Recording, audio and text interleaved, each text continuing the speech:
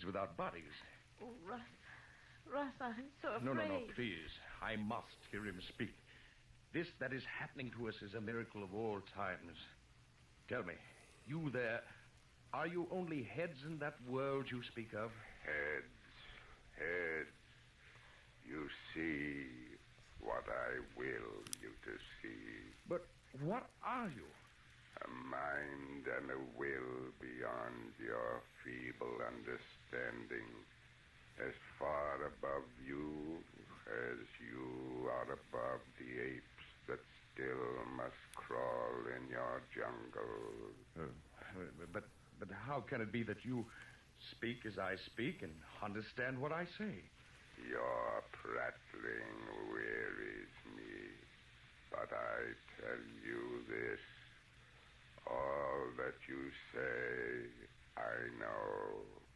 The most profound thought any of you earth things have ever thought is to me as the babbling of children. But now I am hungry. You understand that, little thing. Hungry? Hungry?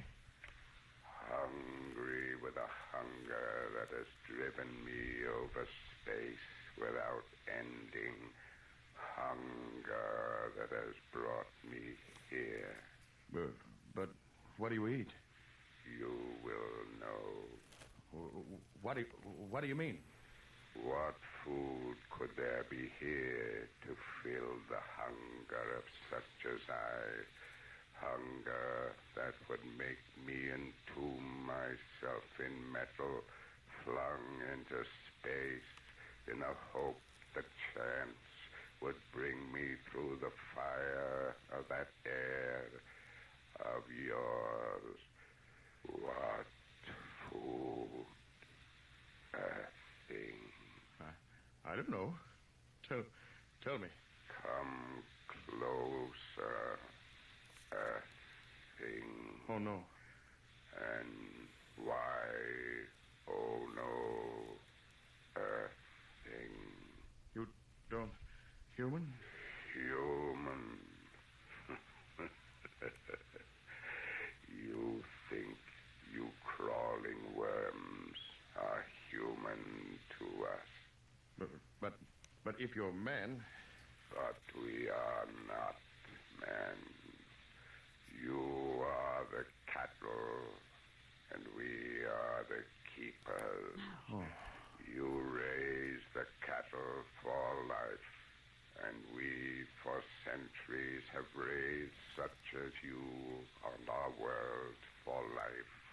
But now, as I told you, our world has grown too old and too cold. The herds of you die, and we grow hungry. That is why I am here. We need new cattle. Here there are so many of you. Earth woman. Russell, it spoke to me. We've got to get out of here. Earth woman. No. Stop it. Don't look at me. Stop it. Come No. closer. Don't listen to him, Diane. Closer. No. Don't move, Diane. Stay where you are. Stay right there. You hear only me, Earth woman. Only you. No, Diane. No. Don't say that. Don't look at that monster, Diane. Don't look at Closer, Diane. Yes. No. Closer. No, Diane. Stand still. Don't move toward it. Don't. Closer. No. Diane. Then. Yeah. Monster. Not Diane. Diane, I beg of you. Don't go closer to it. Closer. No. Close. Closer. I'll kill you. If I could only get to you. Close. Soon you will move to me as she No. is. Closer. Diane, Closer. if I could move. Closer. Diane, Closer. I've got to find the way. The Closer. strength to stop him. Diane, you're almost... I've got to. Closer. That bottle. Nitric acid. The bottle. Closer. Got it. Closer. Yes. Close to Yes, me. close to you, monster. Take this.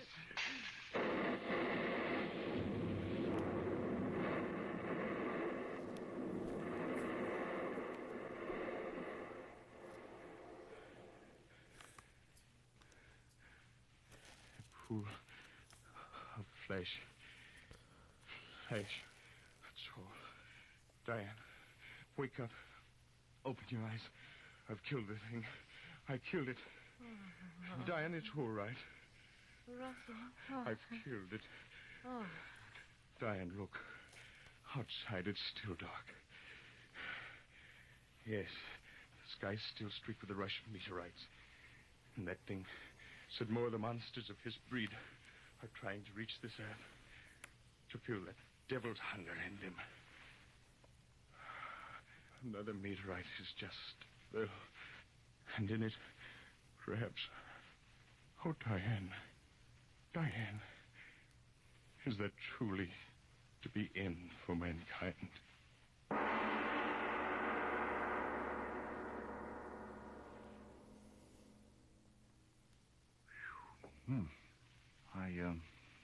Mr. Obler, will the end of the world come that way? Well, Frank, if you mean will the end for mankind come out of interstellar space in the form of a flying meteor, well, there are some mighty interesting theories along that line. The amazing thing about it, Frank, is that there are so many logical and thoroughly possible ways in which the entire tribe of mankind could be wiped off the earth at any moment. I'm not talking about famine or what's close to all of us, war. I mean other ways. A star moves into our darkness from somewhere out there in the blackness of interstellar space, and the pull of its presence might turn our spinning globe headlong into the sun. In a split second, all of mankind, all his buildings, his wonderful possessions, his precious little pile, would go up in a flash of fire. Or, out of the sun itself, the very source of our life, as we all know, could shoot a long stream of explosive flame that would curl around us and again, well, so quickly that Hey, no man would know what had happened. Vaughn. In split seconds, this How earth are would be a charred, you? uninhabited I spheroid. know that you were in Yes. Simon's When one stops little to think stream. what I a hope he is tiny little doing grain of well. sand this haughty I world know of he ours is in the actually middle is in the of dark sea of pulling space. cards. And when we realize Hope how everything's going precarious little well. mankind's It is hold the on this earth, weekend, correct? the spectacle of man's inhumanity to man becomes a cosmic joke. Well, all of those things are certainly interesting to think about, Mr. Obler, but tell us now what's going to happen next week. Next week, Ball's Treat. Oh, yeah. No, that's I not know. a dance. It's a story of chance. Thank you. That unpredictable There we chance go. that makes one man a saint and There we makes man go. a Hitler. The flip of a coin, the turn of a card, the bend of a road. I think you'll like what we have to offer you, but as usual, next week. Thank you very much. Lights Out will come to you again So next sorry, Tuesday Haven. at I the same have time. turned it off. Be sure to listen to I know Art you're in the Obler's middle of weird stuff. Story of Valse Triest. No. That's... I like this. I'm getting really into the detail of this fucking decayed beast on his fucking thing.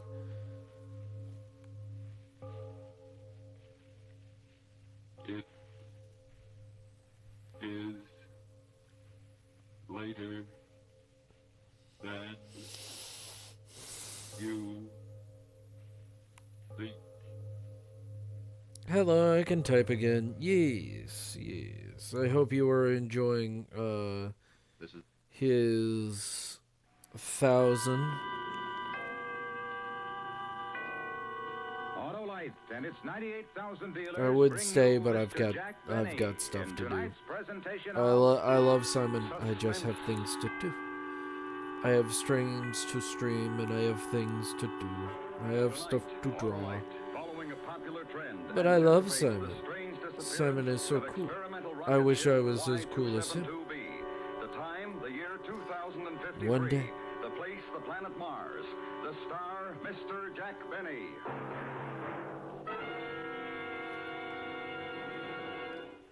Say, Hap, that was quite a speech you made last night. You were as dynamic as Same an here. Autolite I staple have battery. Oh, no. Battery, Harlow. And what a battery it is, It's Hap. Friday, The right? Autolite Or is staple it the Saturday power-packed today? Pepster that needs water only 3 times a year in normal car use. That was really good, eh, Harlow? Well, no one could do any better than to visit his nearest Autolite battery dealer, who services all makes of batteries. To quickly Oh, locate it him, is, just it's call Saturday Western for me Union as by well. number. And ask for operator 25.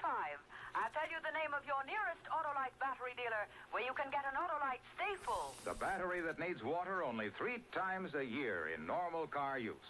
And remember, from bumper to tail It is light, Saturday you're always for right me as with well, Autolite. but it is And now, 1 Autolite in the presents morning. transcribed Plan X, starring Mr. Jack Benny, hoping once again to keep you in suspense. It's 1 in the morning. It's nice. It's a nice time for me.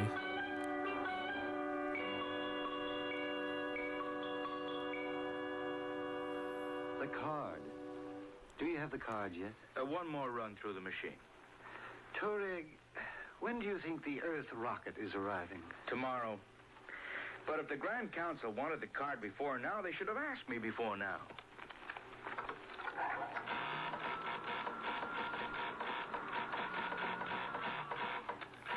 Is that it? Let me see it. But yes, if you need to go to work, go to 1, work. 3, 7, Thank you for 5, coming in 6. for even just a moment. Zeno, Haven? assembly line worker, atomic escalator factory. Touareg, this is the man for the job. Enjoy He the has a time you specification have called at for. work. An assembly line You're headed to worker. work right now, you know. I hope it's That's good. incredible. I hope it Incredible. stays good. And if you need to if you need to hang out with the Simon, that's okay too. That's all good. Yes? Yes? Right away. You may go in now, Zeno. The Grand Council is ready for you.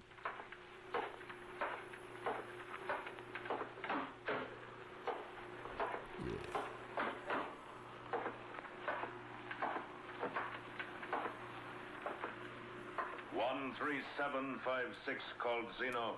Come forward. Yes, sir.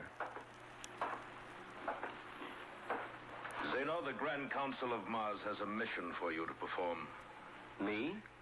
A mission? You have been selected because of the qualities shown on your work and identity card, Form 42-A. Set habit patterns, attention to detail, no strong emotional or biological drives, and complete suppression of imagination. Well, I always pride myself Do not that speak unless questioned, Zeno. The Grand Council has other important matters of state. Of course, of course. You have heard the telephone broadcast that an armed rocket from the planet Earth is approaching Mars. Oh, I did hear something about it, yes. Their course has been plotted as bringing them to a landing on the plain outside the city at 10:14 tomorrow morning. 10:14. You know, I wouldn't mind seeing that. You will see it, Citizen Zeno. Me? You. Well, I'd certainly like to, but I'm due in the atomic escalator factory at 8. I'm on stair treads, you know.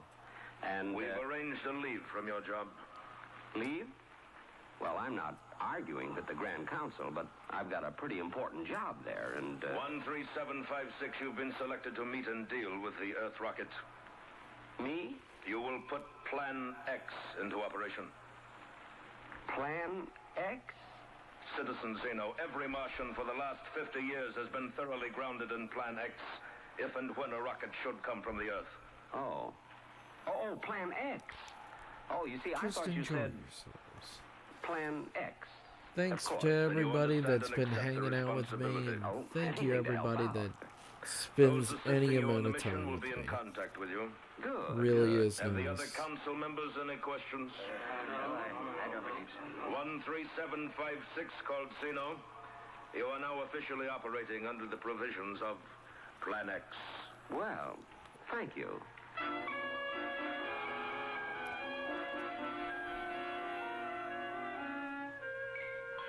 I took the aerial transmission belt directly home. Let them get along without me at the escalator factory if they could. Besides, it was almost quitting time. I went to bed early that night. Tomorrow was going to be a big day. Plan X. Out of the whole population of Mars, I was picked to carry out Plan X. Oh, I'll admit I had my criticisms of the Grand Council in the past, but this restored my confidence in them. Yes, sir. They couldn't have picked a better Martian.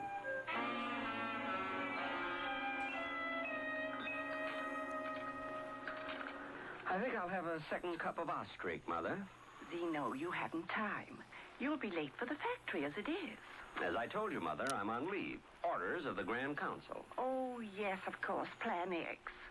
But will the Grand Council care if you don't get your job back? There won't be any trouble. They couldn't replace me in stair treads, and they know it. Pass the Gorot, will you, Mother? Here.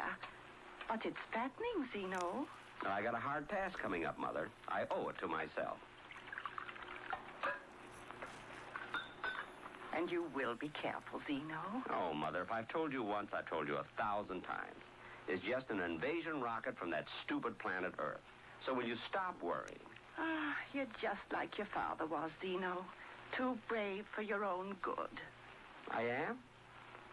Well, it's nothing, really.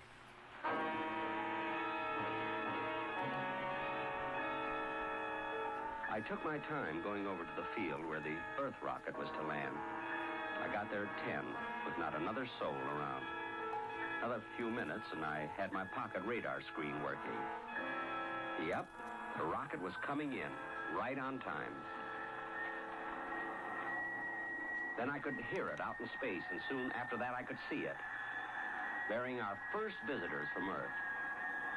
Gee, I was thinking they must be a brave crew. I almost felt sorry for them.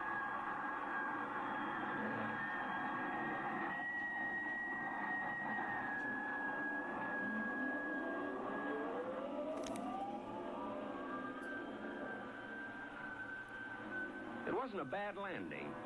Not the greatest, but not bad. After another 10 minutes, a port in the side of the rocket started to swing open, and I walked over. If I do say it myself, I made quite an impression. Commander, look. Great Scott, what is it? Commander, I think we've met our first Martian. All right, keep back, everybody. Dr. Fielding and I will deal with it. Him, whatever it is. Hand me the Martian kit, Parker. All ready, sir? Come on, Fielding. We'll be ready for anything. Right, Commander. I'll try to talk to him. We, Earth people, we friends. Friends?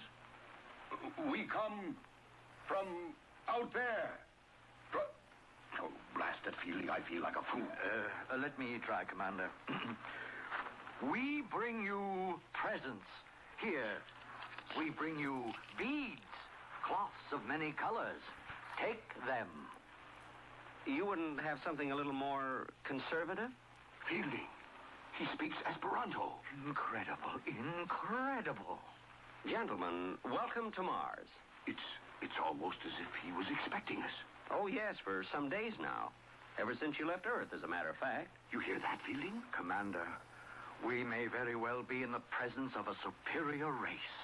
Well, thank you. You say you expected us? Everyone expected us? Oh, certainly. But you're here alone. Yes. Well, unfortunately, all other adult Martians are, shall we say, unavailable. For how long? Not wishing to pry, but how long are you staying? Well, they've taken to the hills, have they? No need to be afraid of us. No need at all. There's no one in your city over there? Mainly unavailable. But I'll be glad to show you around. Martian hospitality, you know. Amazing. Can we go right away, Commander? I'll get Connie. You can call her, Fielding, but we don't want to blunder into a trap. All right, men. All in. Parker, take 3 men and stay here for rocket guard. Yes, sir. Ready, Fielding? All set, Commander. Connie, I want you to meet our first Martian. Dr. Fielding, I don't believe it. Miss Morrison, this is, 13756, called Zeno. Miss Morrison, this is Zeno. How do you do? Well, how do you do? Incredible. But he's almost handsome in a strange way. And he speaks our language. Maybe a trick of some kind. Expedition Force, on to... It's a little difficult to pronounce. On to the city! We marched into the city, which, of course, appeared quite deserted. Plan X. I showed them a few of the sights, the canals, the Og factory, and the hall of the Grand Council. I was walking alongside of Connie, Miss Morrison, who was most unlike the women of Mars. I caught myself showing off, riding the aerial transmission belt with one hand.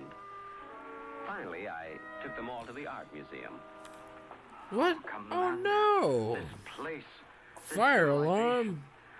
It's fantastic. Fire alarm, why would you do that?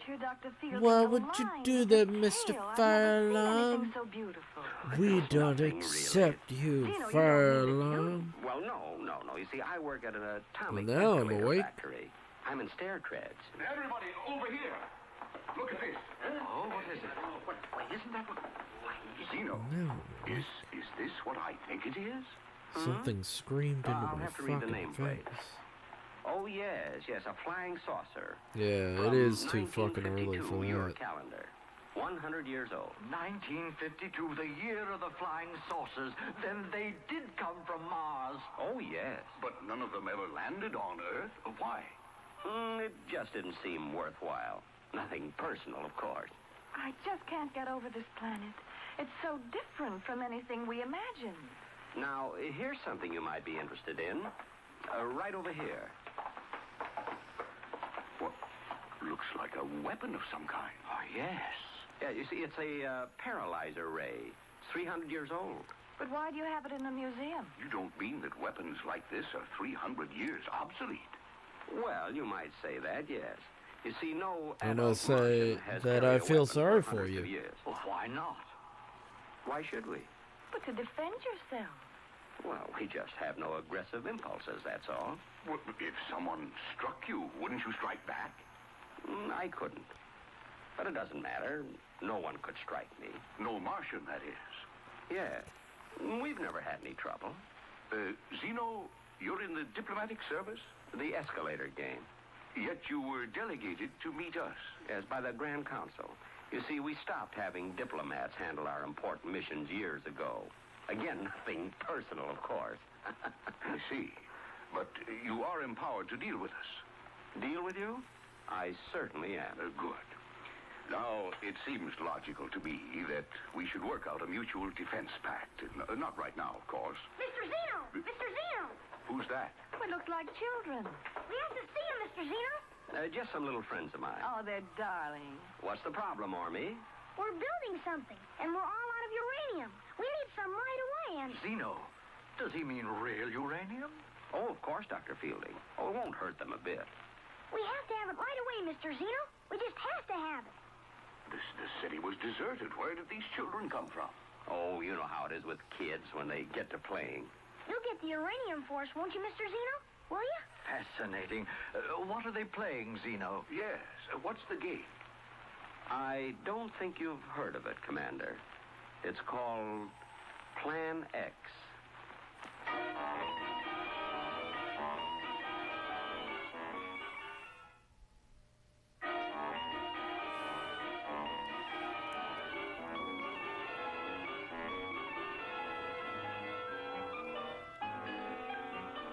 For the next week, I showed the Earth expedition around the city, signed a few treaties, and had several long conversations with Miss Morrison.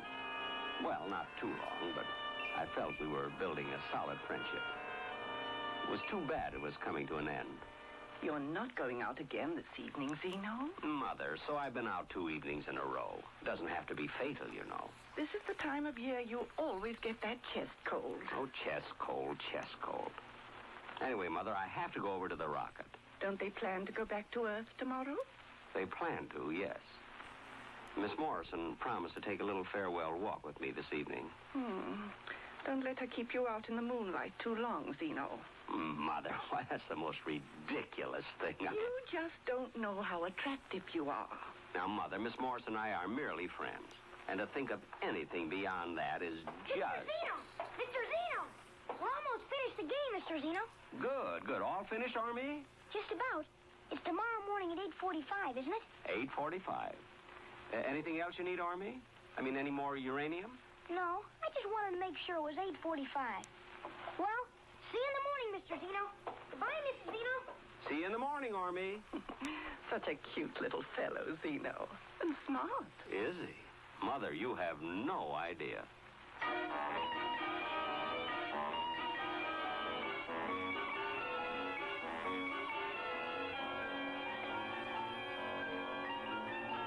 Autolite is bringing you Mr. Jack Benny in Plan X.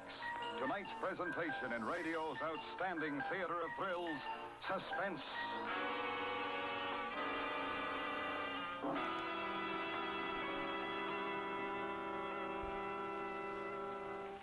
Say, Harlow, do you like to make speeches? Sure, Hap, especially about the Autolite Stay Full battery. Friends, Romans, motorists, lend me your ears while I praise the greatest of the great, the incomparable Autolite Stay Full. The battery that needs water only 3 times a year in normal car use. The battery that gives longer life as proved by I'm tests glad that conducted according to accepted life you cycle guys standards. just And came where can in one and get said, this hey, glorious battery? From your nearest Autolite battery dealer who services all makes I'm of just batteries. chilling here. To quickly locate him, just phone Western Union and ask for operator 25. And I'll tell you where you can get an Autolite Stay Full, the battery that needs water only 3 times a year in normal car use. And remember, from bumper to tail light, you're always right with Autolite. And now, Autolite brings back to our Hollywood soundstage Mr. Jack Benny in Elliot Lewis's production of Plan X, a tale well calculated to keep you in suspense.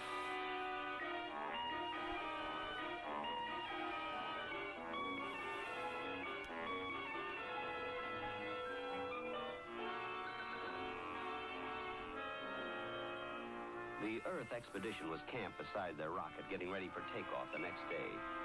Connie, Miss Morrison, waved when she saw me coming. I waved back, and then she smiled at me, and I smiled back. It was a beautiful evening. We walked out over the plain, Connie and I, and then we sat down quite close. Connie lit a cigarette, and I opened up a package of Gurkhag. Zeno. Yes, Connie. Miss Morrison. Connie. How is it you're not married, Zeno? Don't Martians believe in it? Oh, definitely. But there's Mother and... And what? Connie, you don't find me a little bit strange? You mean because you're a Martian? Not exactly. You see, even to Martian girls, I'm a little bit strange. I find you very attractive, Zeno. Really? You're from a superior race. Well... The commander may not see it, but Dr. Fielding does, and I do. Your civilization, your culture, and you. Well, actually, I'm... What are the other Martians like? You know, I seem to feel there are people all around watching, waiting, and yet we've seen only you. And the children, of course. Yes, and the children. They've been playing around the rocket all day. Yes, yes. Zeno, what'll happen to this planet, this beautiful planet, when the next Earth rocket comes? And the next one? Connie. I'd almost like to stay here. Or I wish we'd never come. None of us. Connie, there's something I... What, Zeno? What is it? It's just that it's getting cold. Maybe we better go back.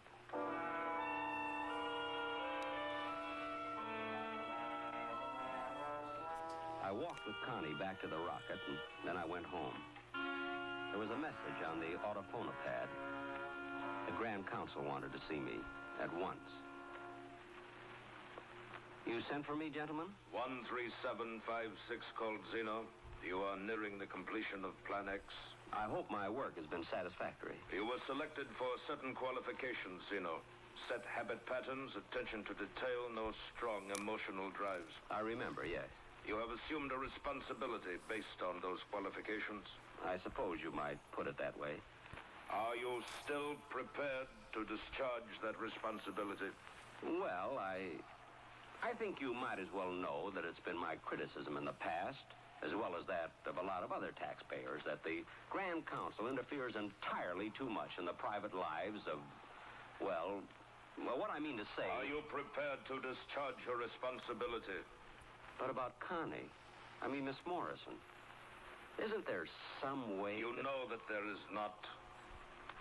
Well, I suppose not, no. Plan X will then be completed. I assure the Grand Council, at 8:45 tomorrow morning, Plan X will be completed.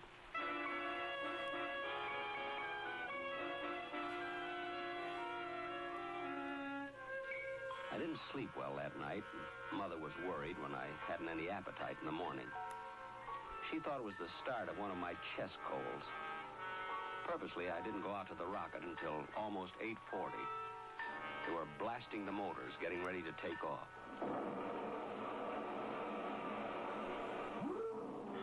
Zeno, I thought you weren't coming. I overslept, Connie. That is, I didn't really oversleep, but... The children have been here for an hour. We're just about finished playing, Mr. Zeno. Oh, good, Army. Did you win the game? Plan X? I think so. We'll know in a minute, Mr. Zeno. They're so intense. Are the children on Mars always that way, Zeno? Well, not always, no. Ah, come to see us off, did you, Zeno? Good boy. We counted on you. Well, thank you. Come over here, Fielding. Yes, Commander. Connie, Fielding, Zeno here has been so helpful to us that I've come to a decision. That's very nice of you, but I'm pretty well stocked up on beads right now. A different kind of a present. Zeno, I've decided to invite you to come with us to Earth. To Earth? How about it, Zeno? We're taking off in 16 minutes at 9 o'clock. How about it? Well, it's not that I don't appreciate your thinking of me, but Mother would worry and... You see, we need you, Zeno. That's not true. Well, I'm afraid it is. You see, I think Zeno is a much more important man than a worker in an elevator factory. Escalator. I'm in stair trains. And if we have Zeno along the next time we come back to Mars, we'd be much less likely to run into, well, an ambush. I'm afraid he's right, Connie. He's not right. How about it, Zeno? Thanks, but no. Commander, those kids, they've got some sort of a ray gun set up. Fielding. Is it real, Fielding? Why, it looks like it, Commander. Get Zeno over in front of us, quick. Now they can't shoot without hitting him. Get your gun out, Parker. You mean the kids, Commander? If we have to, yes. Tell them not to fire on us, Zeno. I'm sorry, Connie. Really sorry. Oh, it's all right, Zeno. Do what you have to do. Shall we shoot, Mr. Zeno? Have your gun ready, Parker. It wouldn't do any good, Commander. All right, Army. Plan X.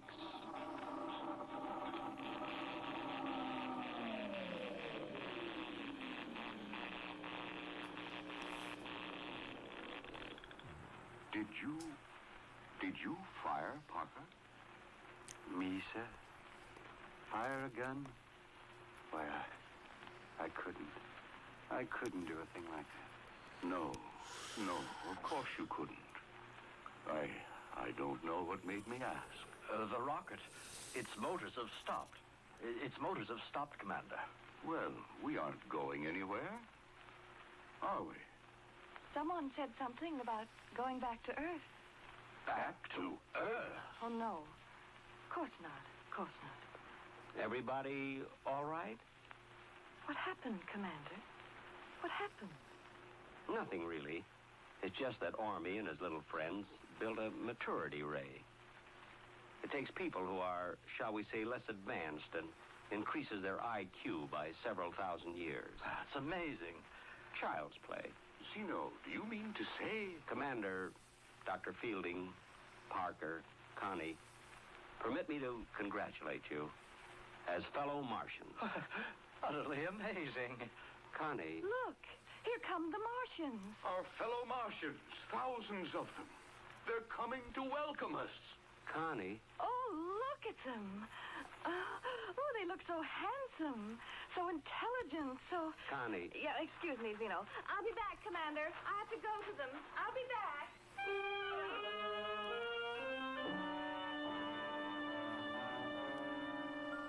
Well, she did like me for a while. Before Plan X. But she did like me. Even just for a while. Poor Zeno. I know.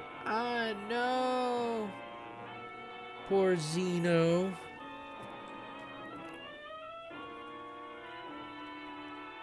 But yes, I do love this thing. This is really...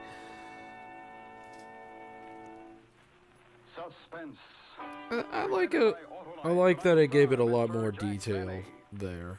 It really does. The model that he got it from is very good as well. Like, so in order to protect the lives of the principals.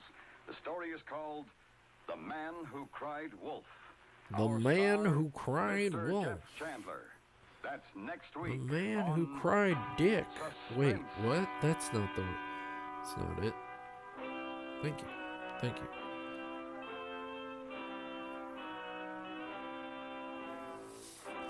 Suspense is transcribed and directed by Elliot Lewis, with music composed by Lucian Morowick and conducted by Lud Gluskin. Plan X was written for Suspense by That's a different show. True. That is a completely different show. But, no, my fucking...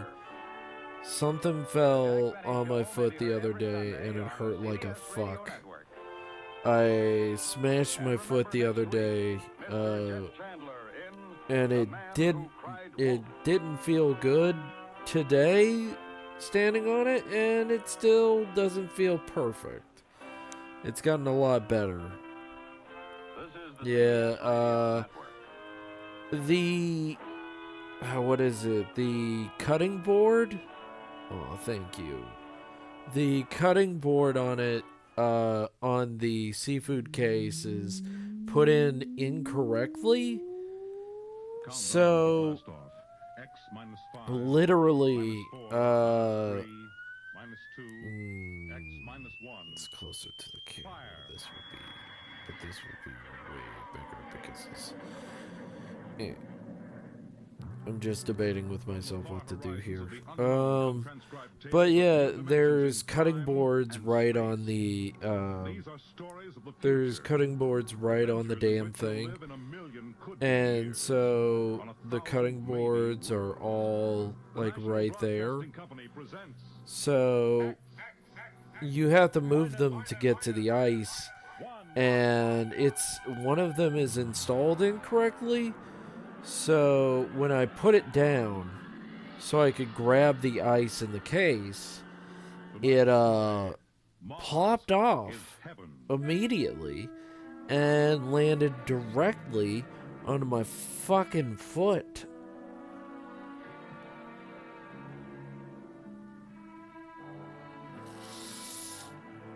And I was like, oh goddamn. Rocket lands on Mars. What will we find? Only the ruins of a dead and deserted planet? Or will there be life? Intelligent life in some strange form that we can only imagine? Will we be welcomed with open arms? Or will the Martians treat us as invaders? So that hurt like a fuck. It sounds so sore. Yeah. I walked on it today. It's fine. I don't think it's broken. It just hurt like a fuck. That's really all that happened, is that it just hurt a lot. And on that day, man will finally know the answers. And I was debating last night if I was gonna stream, and I was like, how does my foot still fucking feel? And I was like, you know what? I don't feel like I want to stream right now. Feel like I want to go to bed. Huh, crazy feeling that. I would rather go to bed than stream with my foot aching like a bastard. But it does feel a lot better. It definitely does feel a lot better. Today, don't ever feel like you have to stream. Rest is very important. It is very important, but you guys are great. Haven, you're my #1 fan. You're my favorite customer. Bridge to engine room. Stand by for deceleration. Fire Oh, forward. hi, Dookie. 1 and 3. You're my favorite customer. Steady as she goes, Mr. Lustig. As she goes, sir. Airspeed 100. Altitude 1,000. Yes. Radar indicates a level stretch I hope my second favorite customer comes back, but it's not the fault of mine. That is the fault of fucking... That is the fault of Twitch being a fuck.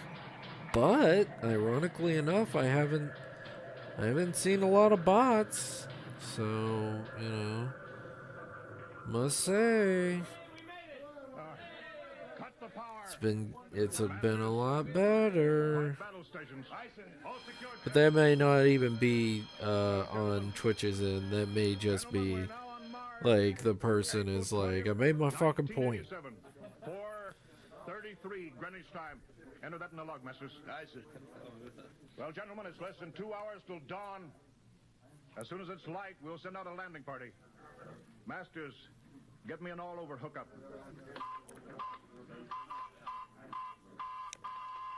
We're all set, Captain. But no, there's so many people that have left Twitch. All right, man. The smoking lamp. All right, love you, Haven. Stay sweet, stay awesome. Be yourself and be incredible.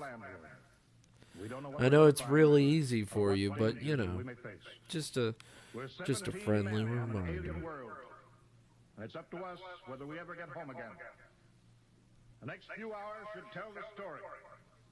And I want instant obedience to all commands. I'll court-martial the first man who doesn't jump to when he's ordered. Love you too, and you're the best. No, you're the best. This is still a United States naval vessel. Officers will conduct a personal and weapons inspection in 1 hour. That's all. Inspection, Captain? Now? Mr. Lustig, we've got an hour and a half to sweat out before we find out what's outside that airlock. I'd rather have a man worried about his stripes than about what's waiting outside on Mars.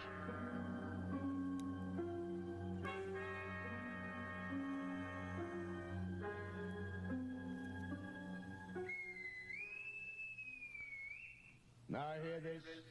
Landing party report to forward airlock. Captain Black, Lieutenant Hingston, Lieutenant Lustig, and Dr. Horst report immediately to forward airlock. It's now landing time -5. Well, they're paging us. You ready, Dr. Horst? Yes, Mr. Lustig. As ready as I will ever be. Come on, let's get in the lock.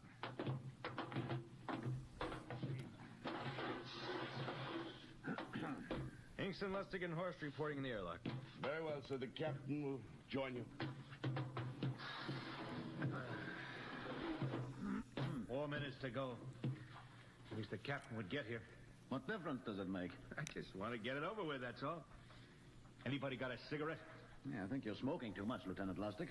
Are you nervous? I offer you, Horst. Wondering what's hidden outside underneath that ground mist? I've been giving it some thought. It'll be very interesting to find out. A very unusual planet, Mars. Why? It has an atmosphere. A wonderful thing, an atmosphere. Where you find one, Save you that. find life. Love that. Martians? What do you think they'll look like? Who knows? Intelligent life can take many forms. You mean they may have green skins and eyes on stalks or something? The comic book conception is possible, of course. Or they may have developed far beyond us. Perhaps they have a science that can produce weapons far more dangerous than our atomic missiles. You think we may have to fight our way out? After all, we are invaders. Now hear this. Landing time -2. All right. We heard this. You know what I'd like to find outside that airlock? Good old Illinois. Ever been there, Lustig? Only Chicago. Well, you ought to see my hometown. Green lawns, big white houses. Sounds like my hometown. My grandmother used to have one of those iron deer on the lawn. Every Halloween, we'd paint another color. One time, we painted it black and white like a Holstein cow. Where does your family live, Dr. Horst? I have no family. When I was a child, they were gassed to death in the Dachau concentration camp. Tough. No, it has its advantages. I have no ties on Earth. Nothing to lose now. I imagine I'm the only one on board who is free to enjoy our present peculiar position. All right, masters, you can button it up now. Aye, sir. Well, gentlemen, check your sidearms. In 1 minute, we'll be the first men to set foot on Mars. Quite an honor, eh? As long as the medals are not rewarded posthumously. Still uneasy, Dr. Horst? Captain Black, I've been uneasy ever since I can remember. On Earth and on Mars.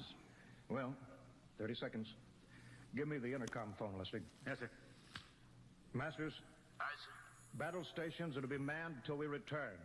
If we're not back in 2 hours, I want no rescue party sent out. Blast off and save the ship, you understand? Aye, sir. All right. 5 seconds.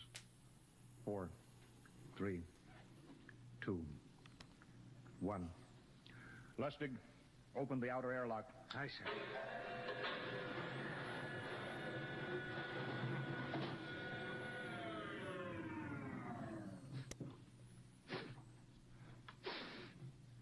It's fresh air. Let's go. All right, now, take it easy. It's too dark to move fast. Quiet, isn't it? Not even a wind. Can't see anything from this ground this time. We don't know what's out here. All right, come on. What the quiet? Captain, I could swear that sounds like a rooster. I don't hear it anymore. Very homely but unlikely sound. A rooster crowing on Mars? Hingston. Aye, sir. Set that machine gun 25 yards to the flank. We'll stay here till the ground mist lifts. Aye, sir.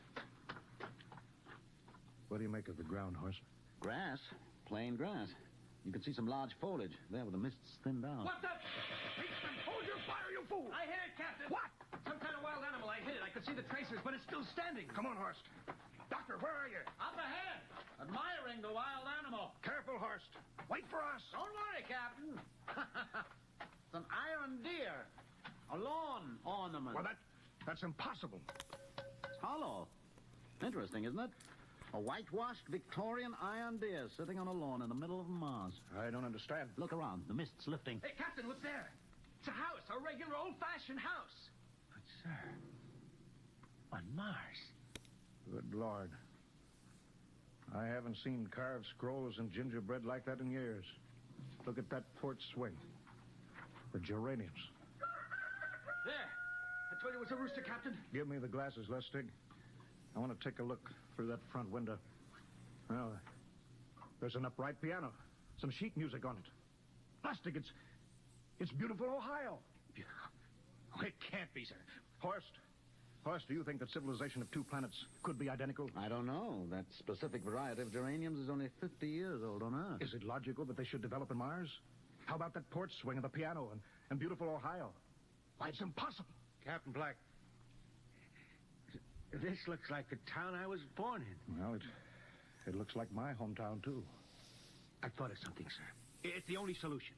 Maybe we're not the first ship to reach Mars from Earth. Don't be ridiculous, Lustig. Oh, how else can you explain it? Suppose some scientists got together. They invented some spaceship and planted a colony here. That's the only answer. That's impossible, Lustig. Been space travel, it couldn't be secret. Do you have any idea what ships cost, what industrial power is needed?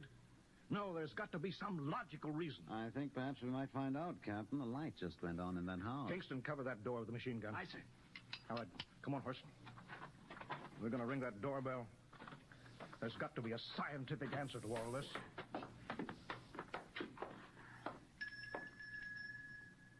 And there's something moving in there. Stand back, Horst. Give me a clear shot. Are you sure a bullet can stop a Martian? Steady now. Can I help you? All right. Well, If you're selling anything, it's much too early. No, wait just a minute. What town is this? What do you mean? Are you census takers? No. We're strangers here. We want to know how this town got here. Is this a game? No, it's not a game. We're from Earth. From where? From Earth. Do you mean out of the ground? Are you sure you're feeling well? Madam, we came in a flying ship across space. We're from the 3rd planet, Earth. This is Mars. Now do you understand? Mars. You go away now, you hear? I'll call my husband from upstairs and he'll chase you. Go on. But this is Mars, isn't it? This is Green Lake, Wisconsin, in the United States of America. Bounded on the east by the Atlantic and on the west by the Pacific. Now go away. Goodbye. Horst, do you suppose it's really possible? I've got to find out more about this. I told you I'd call my husband. Now you go away. You've got to tell me one thing first. What year is this? Year? 1928, of course. For goodness sake. You hear that, Horst? And we know it's 1987, and we know this is Mars. Horst, is it possible that we got fouled up, made some tremendous blunder, circled around, and landed back on Earth? In 1928? Well, maybe some switch in time or dimension. Could we have shifted somehow, gone backward in time? Oh, Horst, this won't hold water. It's not logical. We checked every mile. We went past the moon, out into space. We're on Mars. Lustig out at point. Hingston in the rear. Keep that gun at half load. Aye, sir. Horst, there's got to be some cold, logical solution. Captain. What? That house down the street, the white one with the green shutters. Lustig, what's the matter? I never thought of... Thank God!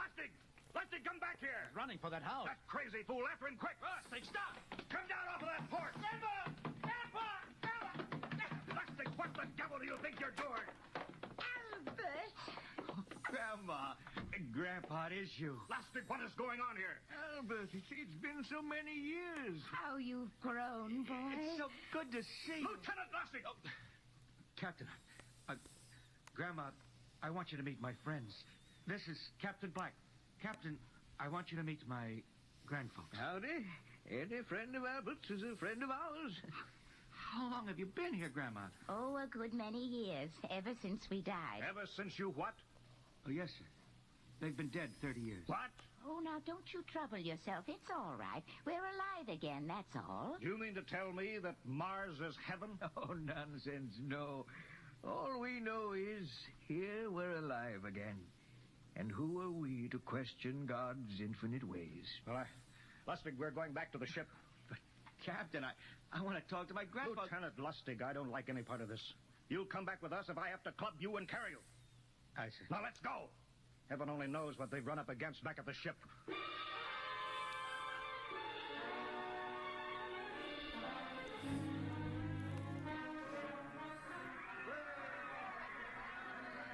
Horst, look at that crowd around the ship. Looks like we're being welcomed with a celebration, Captain. Celebration! They've abandoned ship. Every port is open. No guard set. You, Masters! Hiya, Captain. Meet my old dad. Dad, that's Captain Black. He's not a bad guy for naught. Hingston! What's it? Bring that band back. Use force if you have to. Excuse me, sir. There's my Uncle George. Hingston! I'll be right back, Captain. Uncle George. What the devil is going on here? Understand, sir. They've all found friends and relatives. They're all here. You're right, Captain. I found it. The whole crew's out in the crowd. But I gave orders. Definite orders. You don't understand, Captain. I understand mutiny. I don't care how many relatives show up. I'll have discipline. Johnny! What? Johnny, you old son of a gun! It's you. Edward. Yes. It can't be. Oh, of course it is. Johnny, Ed. you old... Ed. Dr. Horst. This is my brother, Edward. How do you do? Hello, sir. It's wonderful to see you, Edward. Look, I've got to get back to my ship. Oh, Johnny, wait. I almost forgot. Mom's waiting at home. Mom? Yeah, and Dad, too. Mom and Dad are alive? Then you're real, Ed. Well, of course. Don't I feel real? How's that, huh? Why, Ed! We've got lunch for you, Johnny. Mom's making corn fritters. Dr. Horst, haven't you found anybody? No, Captain. I have nobody. Well, then you come on home with me, right, Ed? Why, sure. Horst, you wouldn't believe it, but it's been 35 years since I had Mom's corn fritters. By George, 35 years.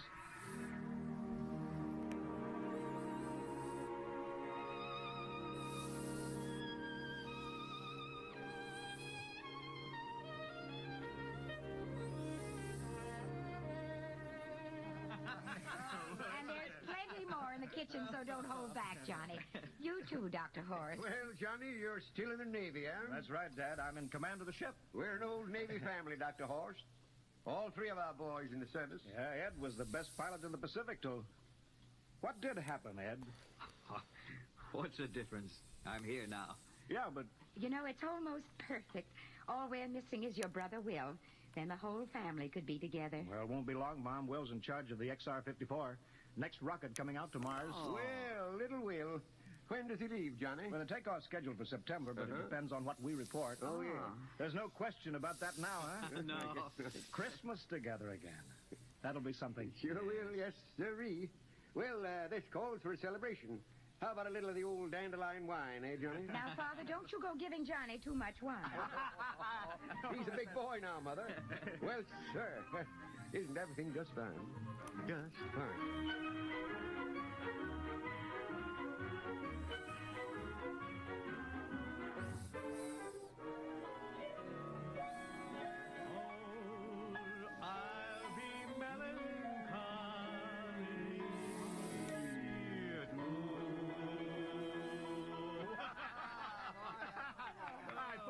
Again, will you, Ed? Oh, sure.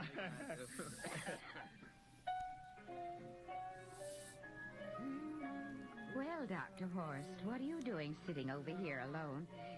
What do you think of my little family? Very nice. You know, I can't understand why you didn't find any folks here, Dr. Horst. It's just a shame everybody else is so happy. Well, I never remembered my family, Mrs. Black. All I know is they were gassed at Dachau during the Second World War.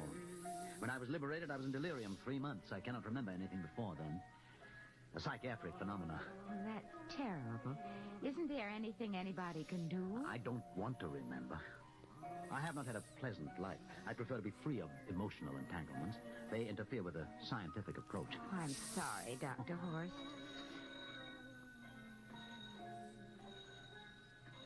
What? Oh, I'll get it. That's our ring, long and 3 shorts. I remember that. Well, maybe we'd better call it a night. You must be getting tired, Johnny. I'd better be going back to the ship. Nonsense. You stay the night. We insist. I just couldn't rest thinking of you all alone on that ship. I'll be all right. Well, good night. Oh, wait a minute, Dr. Horst. That phone message was for you. Me? Yes, that's right. A message from Anna. Anna? I don't... Well, there, she must be an old friend. Isn't that nice? I don't... You sure it was for me? I don't remember any Anna. Well, she asked if you were better. Perhaps she's someone who knew you at Dachau. Anna? She said she's coming over here first thing in the morning. So you'll have to stay over. Yes, well, but... that settles it, then. You stay here, Horst. You can bunk with me in my old room. Yeah, but, Johnny, we thought you'd like to be with Edward. So you could talk the way you used to. Well, we camped with Dr. Horst on the daybed. I think we'd better share the room tonight. Be plenty of time for talking, Ed. Yes, I guess so. I suppose I better drop back to the ship. You know, Ed, security check. What? Why do you have to do that here? I don't know, Mom. There's no good reason, I guess. Well, suppose we skip it tonight, huh? Well, good night, everybody. Oh, it's good to have you home, Johnny. It's good to be home, Mom.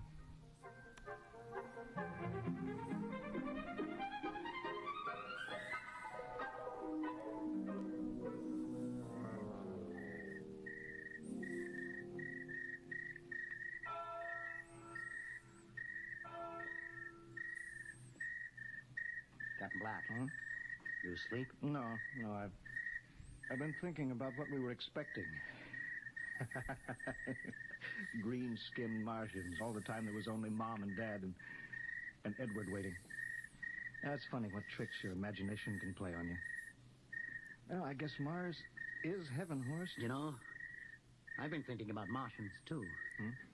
Captain, just suppose there were Martians, and they saw us land, and suppose they thought of us as invaders. What would be the best weapon they could use against our atom bombs, huh? Oh, I don't see what you're getting at. They would want to disarm us first, huh? To wipe out all suspicion, to make us feel at home. Captain, suppose this house isn't real. Suppose the people are just images, stolen from our own memories by Martians, created for us by telepathy, hypnotism. Oh, that's the craziest theory I ever heard. Maybe that's why there was no one for me. Because in all my life, there is no happy memory, no real loved person, not even my mother. I don't remember her. Only the piles of rotting corpses of Dachau. There was no happy emotion for these people to recreate. How about that phone call? Anna? Yes, Anna. I didn't remember who she was, but I do now. I just remembered. When I was freed from Dachau, sick, delirious, I raved about a wonderful, kind nurse named Anna that took care of me. Well, there you are. It's logical. She's coming to see you tomorrow. But there was no Anna. I'd been nursed by a man. What? Anna was only a dream. And there's only one way they could have learned about her, by reading my subconscious mind. That's impossible, Horst. Why? The whole crew was thinking of home. Suppose the Martians read our minds. Yes, but if there are Martians... If there are, they have us separated. each man in a different house, sleeping, trusting. No one at the guns. I left my pistol downstairs. Do you think there's something to this, Horst? It's a perfect trap, Captain. Who would suspect his own mother, his grandparents? How easy. Just a knife in the heart of each sleeping man. That's impossible, Horst. But we've got to get back to the ship. Listen, the crickets have stopped. Come on. We don't know when they change back to whatever they really are. All right, careful.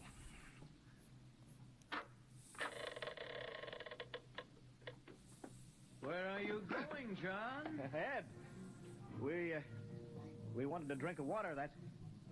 That's all, Ed. You're not thirsty, John. You don't want a drink. Look out!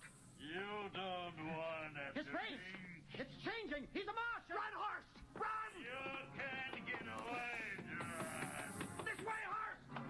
Horst, where are you?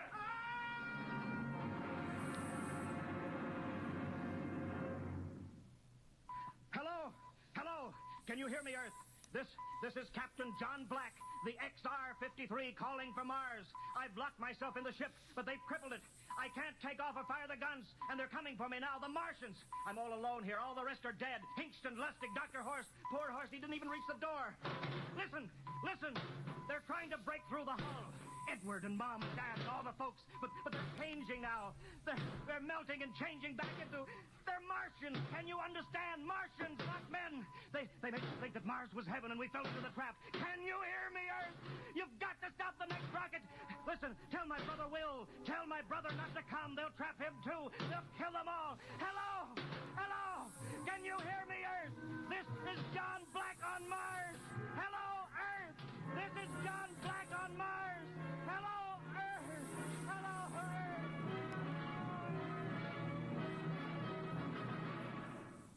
Tonight, X-1 has brought you the science fiction classic, Mars is Heaven, written by Ray Bradbury and adapted for radio by Ernest Kenoy. Featured in the cast were Wendell Holmes as Captain Black and Peter Capell as Dr. Horst, with Bill Zuckert as Masters, Bill Lipton as Hinkston, Margaret Berlin as the old lady, Bill Griffiths as Edward, Ken Williams as Lustig, Ethel Everett as Mom, and Edwin Jerome as Dad. Your announcer, Fred Collins. X-1 was directed by Fred Wayne as a transcribed NBC Radio Network production.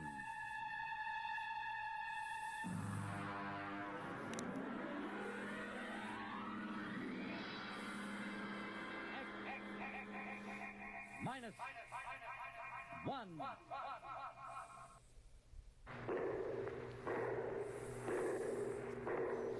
The Hall of Fantasy.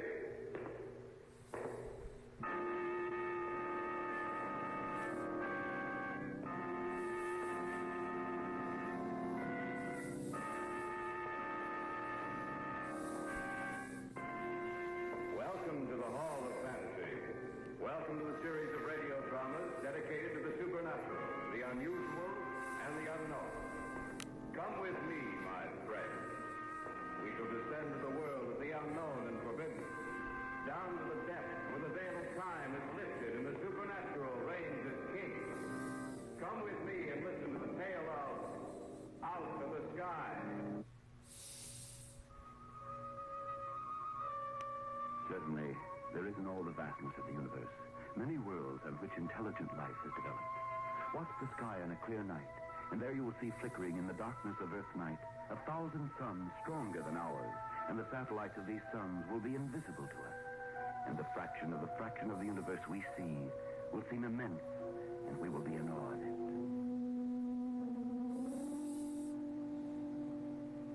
Already men's minds have turned to the stillness of space. Already his thirst for knowledge has led him in imagination on many an expedition into space. The most primary things we know. But there remains a world, a universe of things we don't know. And if there is life in other worlds, how advanced is it? How much farther have they progressed than have we? Why would it not be possible for them to learn the secret of space travel long before we were even close to the answer? I wonder who that can be. I'll get it. Yes. Well, that's strange. Who is it, dear? No one. There's no one out here at all. I don't know if someone... What's the matter? What's the...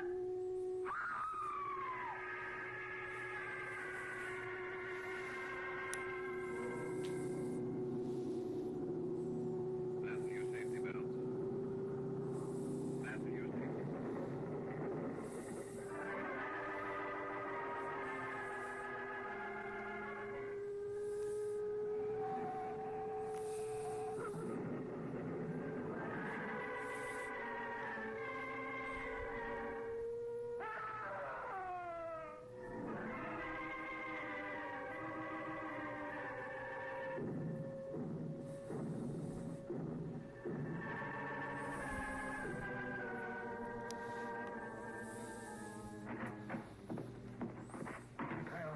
Here's the last of those reports, Jeff. I can't understand it, Tom. A man and his wife who died, an airplane that crashed, several people killed in their cars, and several mysterious explosions. I just can't understand it. Sabotage, maybe. I don't think so. Sabotage involves destruction of a country's production potential, propaganda, that kind of thing. These people who died in their cars, a man and wife they found dead in their home, that's not sabotage. They don't work that way. Why is it happening then? I don't know. That's what's almost driving me crazy. These people have died, except in the smash-ups. There isn't a mark on them, nothing to show how they died. No clues, nothing at all. One thing. Do you notice how this has all been centered in one section of the country? Yes, in the southeast, not far from the Atlantic coast. And around this one town, right here on the map. One isolated town.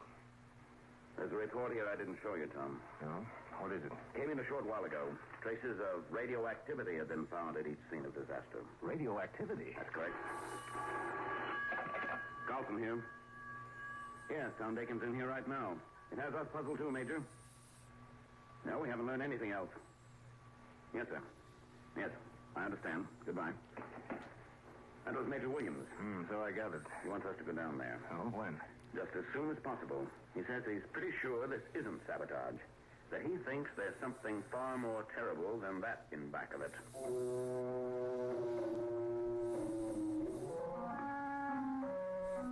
Tom Dakin and I got reservations on the first plane out. For reasons of security, after the first few reports, a censorship had been placed on any further news from the disaster area. We landed at one of the southeastern coastal cities and took a train the rest of the way.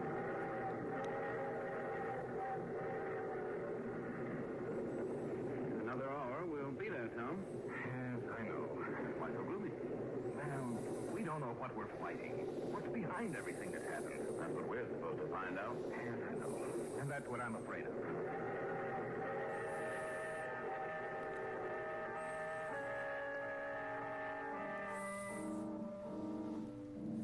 As soon as we reached the town, we got in touch with the local authorities. They took us on a tour of some of the disaster sites. We finally wound up at the lone house where the man and his wife had died. By that time, it was 9 o'clock at night. The chief said he'd wait out in the car for us. He's probably tired of seeing these places. The chalk lines on the floor show where they found the bodies. And these pictures show us the position they were in. Yes, but they don't tell us anything. Let's check the radioactivity. Use your Geiger counter. Right. That's radioactive, all right. Move over a little closer to where the bodies were lying. Jeff! Yes? What did they say the reading was before? 2. Well, something's crazy then. This reading is 4.3. What? That's right. That must mean the radioactivity is increasing. But how? I don't know that answer any more than... Listen. What do you hear? Turn that Geiger counter off. Right. Now, do you hear it? Yes. Like a high-frequency hum. Where's it coming from? You tell me. What's that? Sounds like an explosion from outside. Come on, we better see what it was. Tom. Yes, I see it. Where that police car was waiting for us. There's nothing there now but a pile of smoking metal.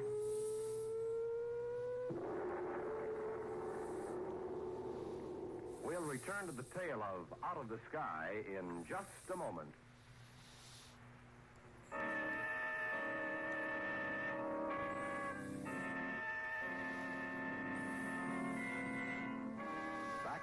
to the Hall of Fantasy and the tale of Out of the Sky.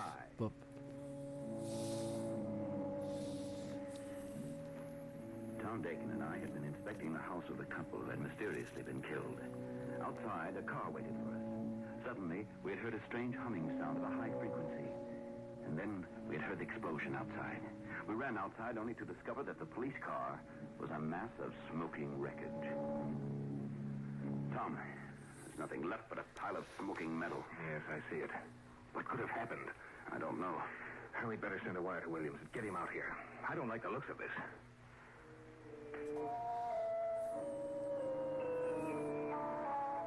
We got back to the hotel as soon as we could. We decided to call Williams when we got there, but upon arrival we discovered that Williams had sent us a wire saying he would join us just as soon as possible. He came in on the noon train the following day. Well, there he is, Jeff. Let's go meet him. Right. Oh, he sees us. Looks worried. Good to see you, Carlson. Dakin, anything wrong, sir? Let's get out of here. I'll tell you that.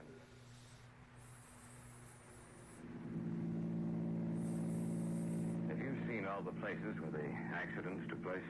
All of them. There's something strange about that, Major. What do you mean? You must mean the radioactivity, Tom. That's right.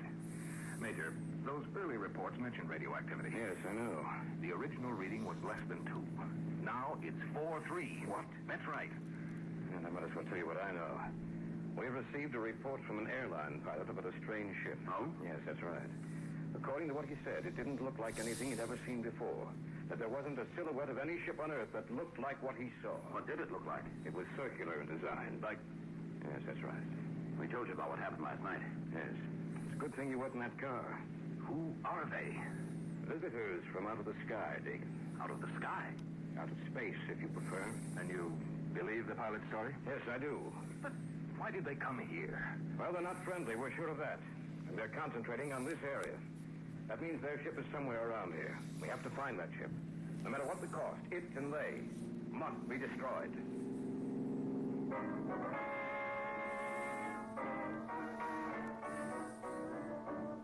Late afternoon, a battalion of troops had moved into the area. They were kept out of the town proper, so as not to frighten the citizens. Another battalion would arrive the following morning, and then would begin the long search to locate the mysterious visitors from out of the sky. About 7:30 that evening, Tom Dakin went out to visit some of the places where the accidents had occurred. We had set up camp with the troops on the edge of town. It was 9 o'clock when he returned. Yes? Major Williams. What is it, Tom? Look, I went out to where some of those automobile crashes took place. Yes? I took the Geiger counter along. What happened? The reading's up again. It's over 5. Did you check just one site? No. 3 of them. The reading's over 5 in each place, and one of them was close to 6. It means that radioactivity is increasing. But why? And another thing, the area of radioactivity seems to be spreading. Spreading? That's right. Jeff and I checked them yesterday. Now, one of the officials with us said the area seemed larger than it was before. Tonight I discovered it was larger than it had been yesterday, and I'll lay even odds it'll increase by tomorrow. Come here a minute. I have a map here with every site in which an accident occurred. Let's take a look at it. For one thing, all those little marks you have on that map seem to be in a definite pattern. Yes, I noticed that earlier. Look, the whole town is encircled by these spots. And they seem to be spaced at regular intervals throughout the town, too. And they spread. What did you say, Major? Each of those little spots you see in the map represents a radioactive area, Carlson. A radioactive area that is spreading all the time. It's like a fire. See how the town is ringed with those little spots? And see how they're spaced inside the town? The area of radioactivity is moving in from outside the town, and from those spots inside, it will spread and move out. Spread like a fire until the whole town is nothing but a mass of radioactivity. And the people must be evacuated. That's right, just as soon as possible. Major Williams, someone to see you, sir. They told me you're the man I should see. Major Williams? Yes. My name's Kincaid. I own a farm about 15 miles from What here. did you want to see me about, Mrs. Kincaid? I'm a spinster, Major. It's missed. I'm sorry. You shouldn't stand on ceremony, I guess. I saw something funny I think you ought to know about. For heaven's sakes, what is it? I got a lot of property, Major, and there's a lot of woods on it. I was out this evening just walking around the place. I like to do that, you know. I was walking down near the South 40. That's where the woods is the thickest. And I heard a queer humming sound. Like a high-frequency hum? I don't know what frequency it was. It was just a hum. I didn't know what it was, but I walked into the woods anyway. And then I saw it. What did you see? Funniest looking thing I ever saw in my life. Big and round. And it glowed. Seemed to be surrounded by a circle of glowing light. Looked like a ship of some kind. Kind you might imagine would be a spaceship. Will you take us out there? That's what I came for. This may be the thing we've been looking for. Come on.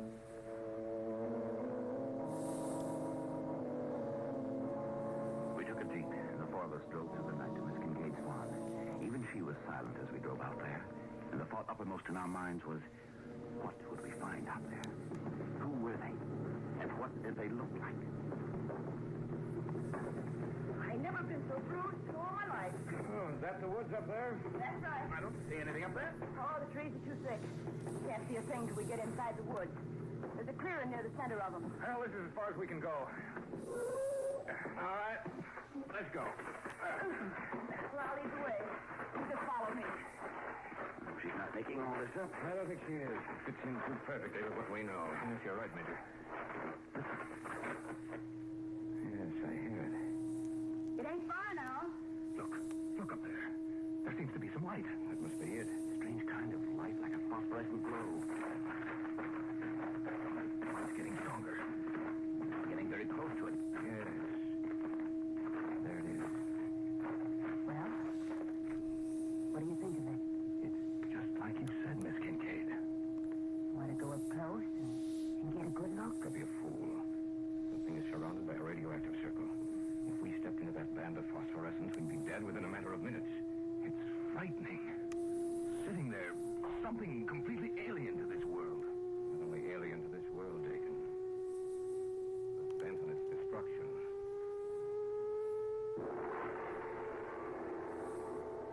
You are listening to the tale of Out of the Sky on this week's journey down the corridors of the Hall of Fantasy. We'll return to our story in just a moment.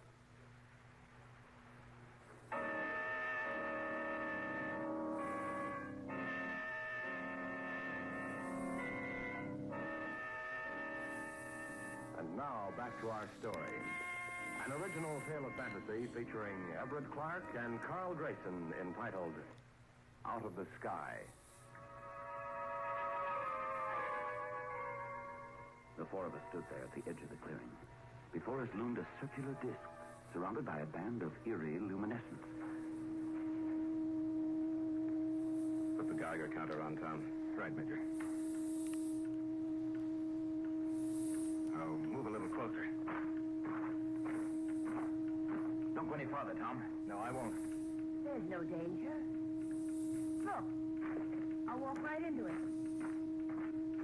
Stop, don't go in there. There's no danger. Stop it! Wait a minute. Look. There's no danger. Not to me. Do you see what's happening? The sight that frightens you? We are far ahead of you, Earthmen. I was sent here to discover how progressed you Earthmen were, and I find that you are barbarians. I am supposed to return to my planet and report on what I have found. Now I discover that I alone can conquer you. I can even assume your shapes. Prepare to meet your doom, Earthmen.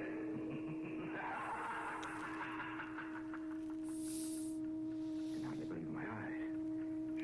It went into that phosphorescence and then it dissolved before us. But I'm glad. There was no body, no clear outline as to its form. It said, It's getting done. And I hope it looks good. quickly, get back as far as you can. It's coming along really good. Really well. Just all those little itty bitty details and stuff like that.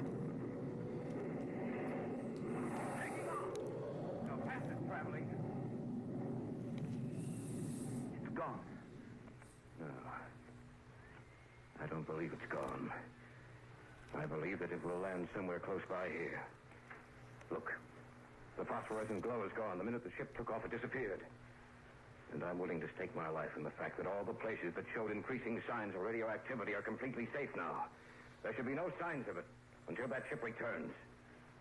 And it will return. Believe me, it will.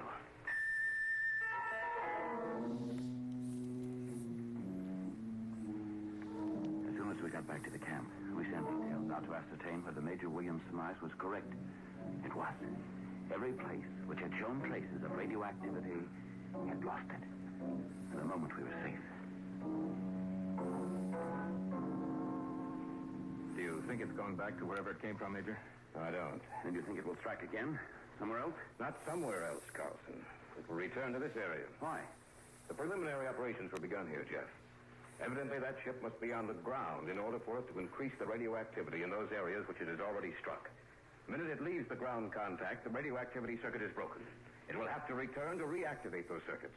And we'll know when it returns when those spots show signs of renewed radioactivity. But why would they want to conquer us, Major Williams? Why not come as friends? Perhaps they believe that we'd be hostile to any friendly overtures. I don't know. Maybe they're ruled by a party that wants to conquer planets, just as we've sometimes been ruled by men who wanted to conquer nations. The visitor said we were barbarians. In relation to their technological advancement, perhaps we are. But I think that gives us our one chance of defeating him. How? I think he's underestimated us. Underestimated our weapons. He landed here in a rural section of the country. He doesn't realize the weapons we do have at our command. And that may be our trump card.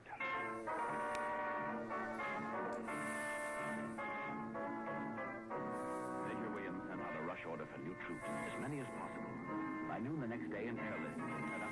And every few minutes saw the arrival of new planes pouring out their cargoes of men and equipment. Special guards were placed at each one of the points where radioactivity had been charted, with orders that if one of them should show signs of renewed radioactivity, the guard was to contact the command post at once.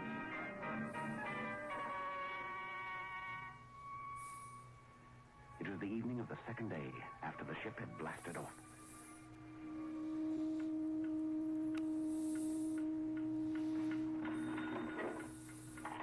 Carlson here. Yes. Yes, I understand. Yes. Move away from the center of the danger point. That's right. The ship is returned? Yes. You'd better get the area commanders ready. That's what I'm going to do. Major Williams, to all area commanders, put Plan A into operation. At the first sight of the ship, notify me, then the Air Command. They know what to do.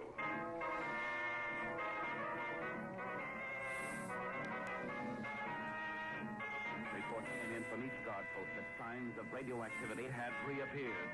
From where we were, we could hear the reconnaissance planes taking off. The whole camp had suddenly roused itself from the lethargy of waiting to a concerted drive to find the enemy and destroy them.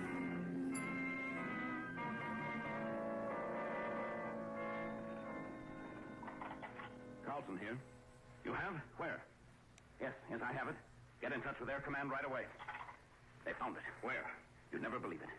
The ship has returned to that cleared area in the woods. Probably thought we'd never look there. Let's get up there. We've got to make sure our men are back far enough. What we're going to drop is the most powerful weapon in the world.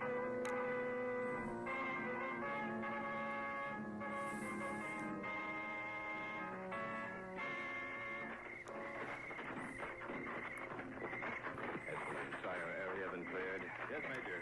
The men have all been ordered back beyond the danger point. Good.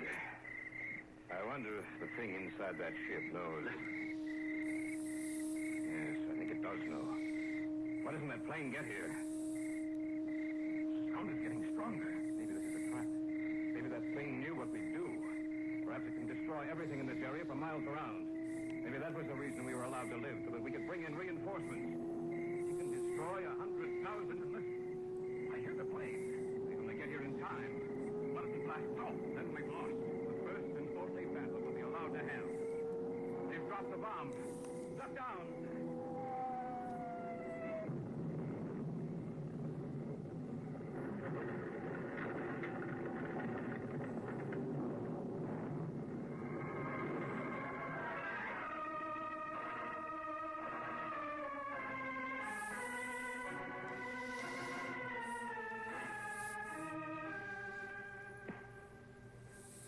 We've done it, Major. We've done it. The ship was destroyed completely. I believe that the bomb was dropped just in time. A few seconds longer, and all of us in this area would have been destroyed. He said that they were waiting for his report. If he doesn't return, will they come looking for him? Perhaps. Then again, they may think that we're stronger than they are. Who can tell what will happen? We have Perhaps the future may bring other visitors, and they may be friendly. Then again, they may be our enemies. We can't tell what will come from out of the sky.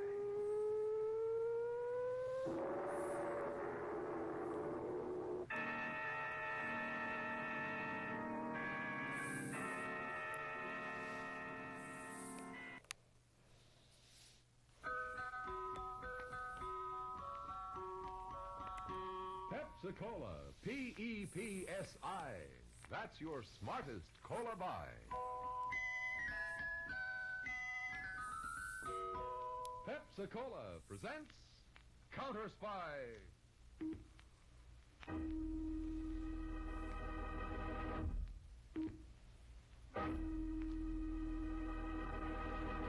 Washington calling David Harding, Counter Spy.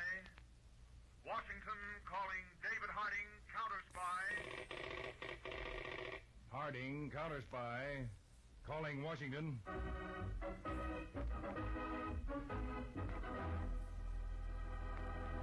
United States Counter Spies, especially appointed to investigate and combat the enemies of our country, both at home and abroad.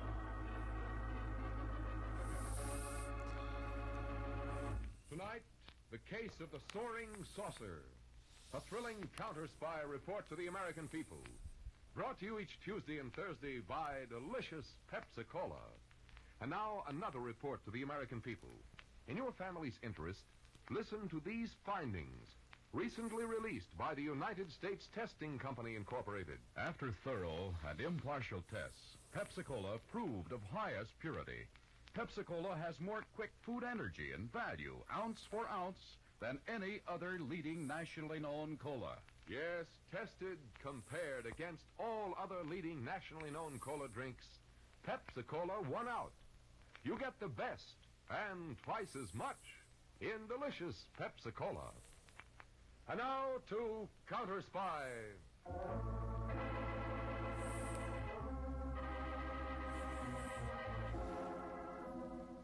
Separating Mexico from the United States is the Rio Grande River.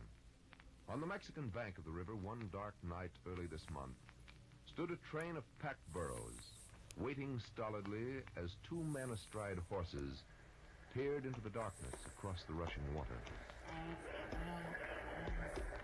It's clear, Pedro. No border patrol, no counter spies. Good, Senor Bart. Have all the burro drivers got guns, Pedro? Yes, but I think they don't shoot so good. Well, if there's any trouble, they better try. Come on, let's go. Si. Hombres, vamos en el río. Pronto, pronto. Yeah. Pedro, what's the matter? It's all right, Senor Bart. Burro just stumbled a bit. All right, stay where you are. What? United States Counter Spies and Border Patrol. Look, Senor. Men, they climb out of the ground like prairie dogs. They dug foxholes and covered them. Come on, Pedro, back to the Mexican side. No, it's no use, Senor. See, the Mexican rurales. We're penned in. Stay where you are. Drop your weapons in the river and ride out with your hands in the air. Oh, Senor. No good, Pedro. From here on out, it's every man for himself. The rest of you better start shooting with me. Come on, men. Don't let a single one escape.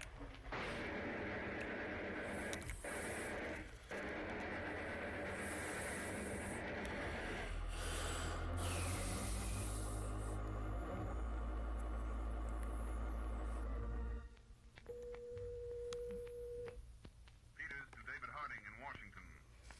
Peters to David Harding in Washington. This is Harding, Peters. Report. The raid was successful in general, Chief. We took close to $2 million worth of narcotics that was being carried in the packs of the burros. But the leader escaped. Any clue to his identity? No, Dave. The men we did capture were only minor members of the ring. They're being questioned now. All right, Peters, you stay on the job there. I'll be down as soon as the counter spy budget for next year has been approved. When'll that be, Chief? About 2 days. But don't hold off on any action for me. We want that ringleader, and we want him fast.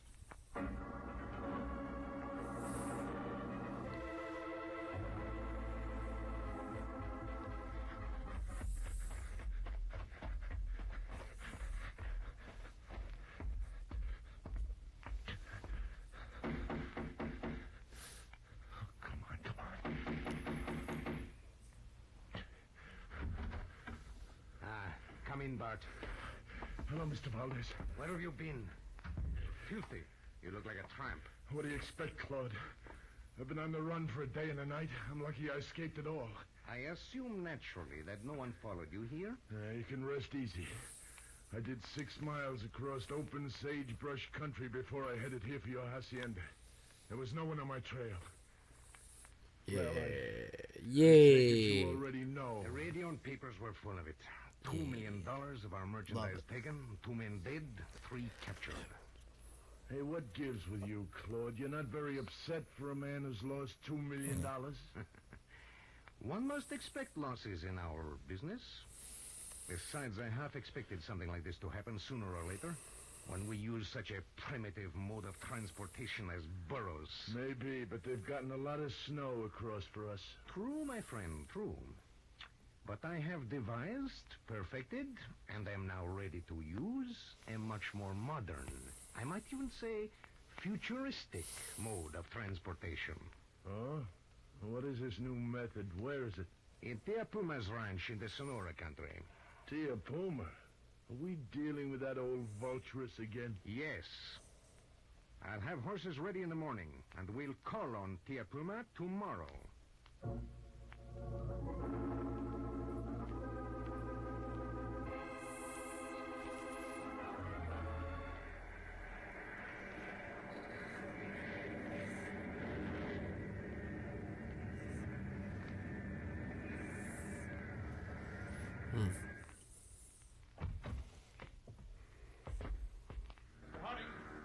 Mr. Hardy. Oh, hello, Peter.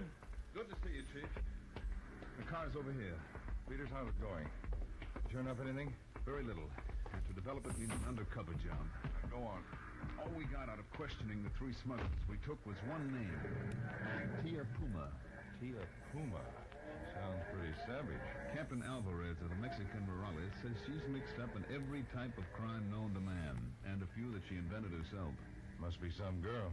If you consider a woman of 72 a girl. 72? Mm-hmm. With a delightful habit of keeping 2 pumas, mountain lions, as house pets. Nothing more than pets? Well, according to the captain, enemies of Tia Puma have a disconcerting habit of turning up dead on lonely mountain roads. Clawed to death by mountain lions. A unique method of murder. It should certainly leave very little evidence. That's the captain's chronic complaint. Of course, it's unnatural. Pumas never attack a man unless cornered or penned up with him. I hope I won't find out, Chief. Well, if you're going undercover to meet the lady, you may, so we'd better be prepared. Any suggestions will be gratefully accepted. Well, I have a few, but they'll keep till we get the feel of us. Oh, I take it she's located in Mexico, huh? In the state of Sonora. In that case, we'd better set up a method of radio communication for you before you call on Tia Puma and her 2 lovely pets.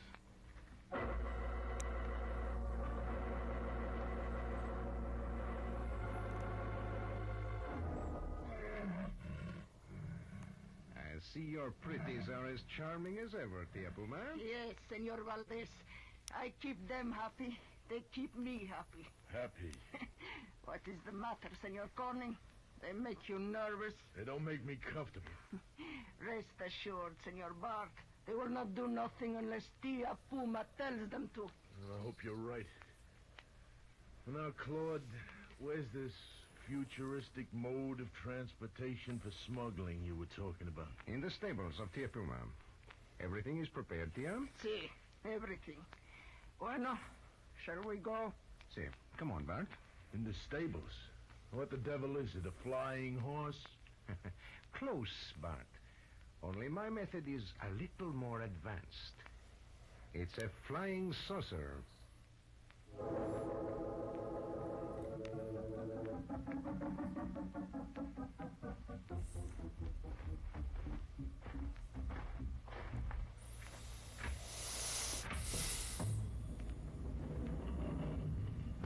There they are, Bart. What do you think of them? They're screwy-looking things. How they work? I shall explain it. Tia, do you have a shipment ready to go? Si, Senor Valdez. 5 pounds in that container over there. But it is the last we got. Ah, yes? A job for you, Bart. We'll need more. I'll get plenty. Good. Tia, go to the control room and push the button. It slides back the stable roof. Si, senor. Okay, Claude, start talking. As you see, Bart, there are 20 of these discs or saucers here. Mm-hmm. They are all 10 feet in diameter and 3 feet thick. Now, don't tell me you can fill the whole thing with snow. No. They each carry about 5 pounds of narcotics, just what we've got here. The rest of the space is taken up with a radio operating mechanism. How they fly? It's the same principle as a helicopter. You see those fins on the top and the bottom of each saucer? Yeah, I see. They give it the lift and drive to sustain the saucer in the air. We launch them by rocket power, which sends them flying into the air spinning. Then the radio mechanism, controlled from this board here, takes over. Look, are you sure all this will work? It has on the models I've made. Models? Today we test the first one in actual use. And tell me this, where are you going to land it? I have 2 receiving stations set up in Texas. Hey, what's that? The roof. Look. It parts in the middle. Well, that's quite a gimmick. Bart, see this little door on the top of the disc? Yeah. It opens. So, a cargo compartment. Hand me that package of goods. There you are. It fits in neatly. So, close the door. And we're ready to make delivery. And you launch it from this platform it's on? Yes. See underneath? A rocket attached.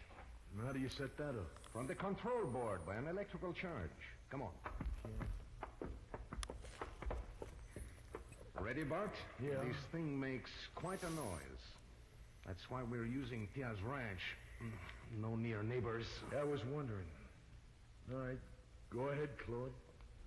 Set her off. All right. To a new era in smuggling.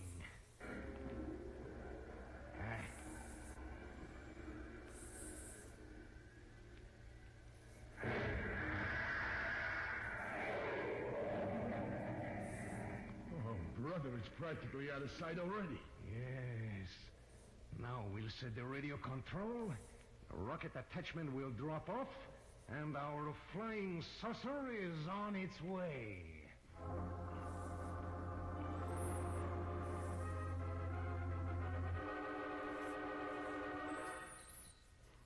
This is your local newscaster with some more on the latest outbreak of flying saucer stories. Millie Seabour over El Paso way reports she saw one while hanging out the family wash. Big and black, says she. Another report on the saucers comes from Bill Lansing, a crop dusting pilot. Small and shiny, says he. Well, variety is the spice of life, says we. Seriously, though, the Army Air Force has asked us to broadcast a request that all persons seeing or thinking they see the objects described as flying saucers get in touch with them at the San Antonio Air Base. The Air Force has been conducting an investigation for the past 2 years, either to set these stories at rest or confirm their validity. They'd welcome your cooperation. Now a brief summary of the activity.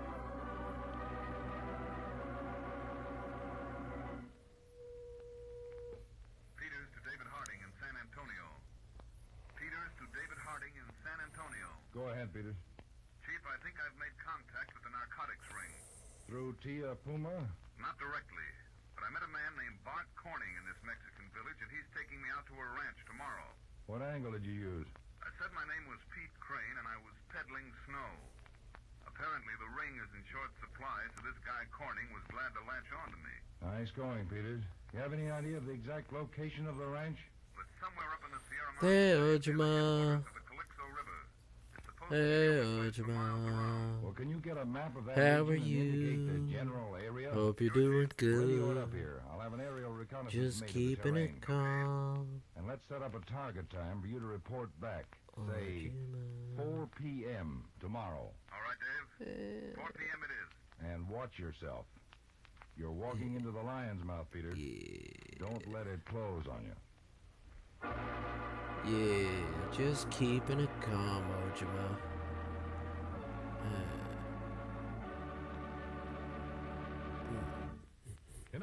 back to Counter Spy, presented by delicious Pepsi-Cola. Just spreading the love. Just chilling out. Hey, bro. I'm just chilling out over here. I'm just enjoying myself. Just getting work done. I'm not too tired. I'm actually kind of... I'm awake right now. So I'm just trying to keep it down so I don't wake up my roommate. Because it seems that I've been loud lately, so I'm gonna keep it down. It's gonna be okay. It's the weekend though, so they should be off work, but it's not nice to wake people up. So delightful, so refreshing that you bubble, and the quantity is double. Say, is it any wonder Pepsi's I'm just keeping it down, keeping it all calm. Pepsi wherever you may be. Just chilling out and hanging out. I'm finishing this stuff up. And at the store, get Pepsi in the money-saving carton of 6 big bottles. I How about getting a carton got tonight this. of delicious Just Pepsi working on Cola. this. Delicious Pepsi Cola. Delicious Pepsi Cola. Delicious Pepsi Cola. Delicious Pepsi Cola. So I gotta work. I gotta finish this. I gotta. Once I finish the line work, which I can get it done tonight, it won't be too bad. Should be able to get all this line work done tonight. And then once I get that done, the coloring will be the coloring will just be obnoxious but easy. Come on. Good to stretch your legs after that ride. And my friend will have his lovely little thing set up. But if you're going to bed, it's like 3:30, so it's like 4. If you need to go to bed, man. This, I take it, is the Senor Thank you for coming in, though. That's right, Tia. He wants to do business with us. But do we have to do it with those pussycats looking over our shoulders? I'm afraid so, Senor Crane. They are my pets and my protection. An old woman like me is at the mercy of anyone with strength. Not with those brutes around. Come on, let's go out in the house. With pleasure.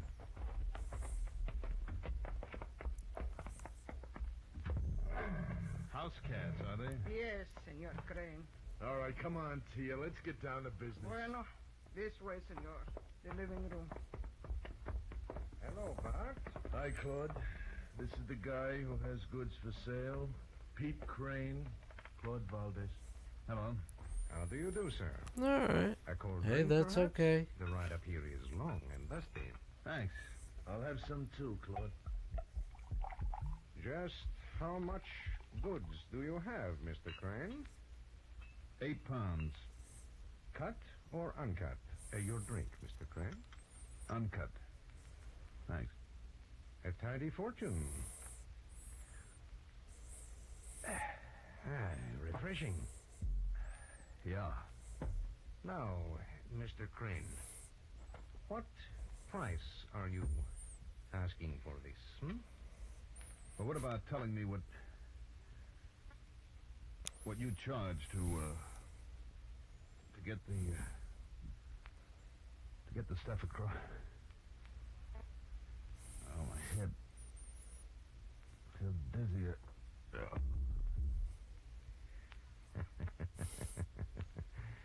I commend you, Tia. A very potent drug. Thank you, Senor.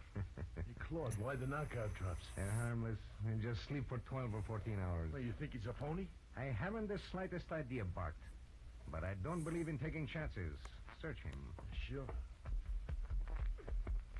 His wallet. Yeah, it says Pete Crane, all right. Pocket comb, handkerchief. Tube of some kind of hand cream. Huh? Fastidious. Let him keep it. Is that all? Yeah.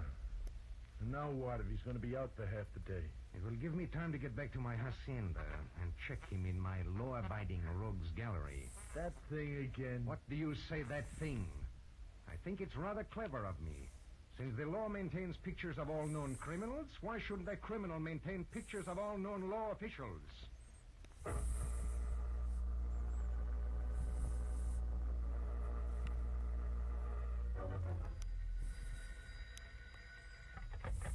Harding speaking. Oh, Mr. Harding, I'm very glad you're in San Antonio. Who is this? Colonel Enshaw of the Army Air Force. Oh, yes, Colonel. What can I do for you? You're down here on a narcotic smuggling case? That's right, Colonel. How'd you know? Well, I called your Washington office, and they told me. Oh? You see, the Air Force has been investigating the latest outbreak of flying saucer stories. I think our paths crossed. Hey, go on, Colonel. Well, if you come out here to the field, Mr. Harding, I can show you better than tell you. Well, I'm expecting a message, but I'll have it transferred out to the field. All right, Colonel, I'll be out in 15 minutes. So, if you got something, I mean, I don't know what you're drawing right now. You can let me know what it is, or you can show me later. It's all good. It's all good, Ojima. Mr. Harding, this is the hangar. Just slowly getting this taken care of. The object on the floor. What is it? It's not too Flying bad. saucer. It isn't too bad. It looks pretty good. Practice flight. He saw it and reported it to the field right away. I ordered him to shoot it down if he could. He could. It's a queer-looking contraption. All those fins sticking out on it. Well, that's what sustained it in flight. But, just look at this. A little compartment. And this package of white powder was in it. Let me see that. Here you are. Narcotics. That's what our medical officer said. And we've examined the workings of this disc. It's radio control. This is incredible. Using a flying saucer to smuggle narcotics into the country. Well, whoever designed this device knew his aeronautics. And psychology. Using the most publicized thing in the country to cover up the smuggling. Well, that's your department, Mr. Harding. I just thought maybe the message you're expecting, Mr. Harding. Oh. They knew we were in this hangar. Thank you, Colonel. I'll take it. Hello? Yes, this is Harding. Oh, no word yet, huh? It's almost 5 p.m. No, we won't wait any longer. Contact the Mexican rurales, Captain Alvarez. That's right. Busy redrawing a 2020. Drawing with the mono, I have one, but as a ref, I trust myself to do it. Just do it. Yep. I've been helping out a friend get better at drawing. You know, sometimes you just have to do it. Problems and all, faults and all. Harry Peters, counter-spy. Fuck up, it just means that you're learning. Well, oh, hello. Balthus. Bart. What? You've been enjoying a somewhat induced sleep, Mr. Peters. Sleep? But how... Yes, you heard right. I called you Mr. Peters. I was afraid you did. Thank you for not insulting my intelligence by denying your identity. Don't mention it. Is that gun going to induce some more sleep? Nothing as crude as that, Mr. Peters. Bart, tell Tia to bring down one of her pets to the guest room. Okay, Claude. I gather I'm going to have an accident. Something like that, Mr. Peters. Now, if you'll just start walking, I'll show you to your room at the end of this corridor. It's comfortable, I hope? Quiet, yes. But it will have some drawbacks shortly. I imagine so. You know, I regret this very much. I'm sure you do. Not your death, of course, but the fact that you're finding us makes it necessary for us to move. I'm sorry to have been such a bother. Oh, don't apologize. Love you, bud. Really like being around you. No problem, man. No problem. Just chilling out and hanging out with your friends. Any Halloween drawings you're doing? Any cool Hallows Eve drawings or anything like that? Gonna do for yourself? Only one window. With bars. True. But your roommate, who will arrive shortly, I just wish doesn't I care wasn't very so much about fucking furniture tired. And sees very well in the dark. Every day after Inside, work. Mr. Peters. Heavy walls. Thick door. Soundproofed. I so dislike death screams. Inside, please. Pleasant dreams, Mr. Peters.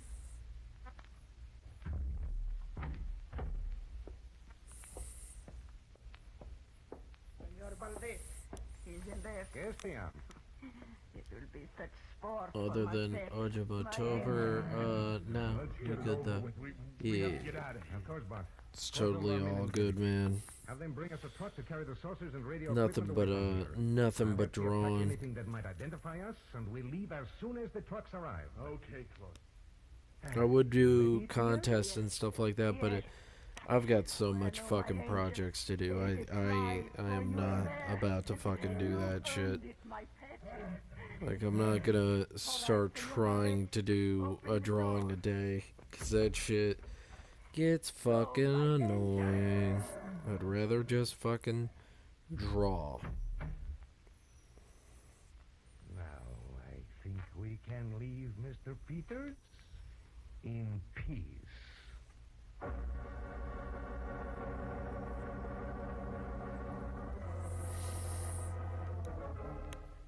I remember there was this artist that drew a comic a day, and I'm like, that's really cool. I've been busy packing this equipment with TS help. All right, you go out and But find what also, the- I'm not that fucking productive. Like, Devil, is he jealous of his buddy? I don't want to get up. I guess it's a simple fact of like the difference between like Captain Alvarez, yes, Mr. Harding. you wanting to be productive and stuff like it's. I get it. I get it. I just don't feel like I have it in me to draw a comic every single day. A new comic that has nothing to do with like a major project.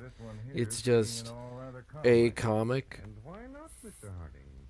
Like You know me, then perhaps you know Harry just Peters. a quick creative comic and then you're done.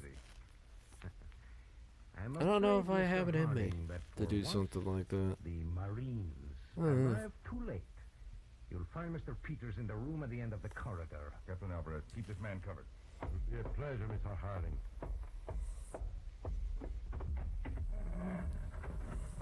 Peters, Pete.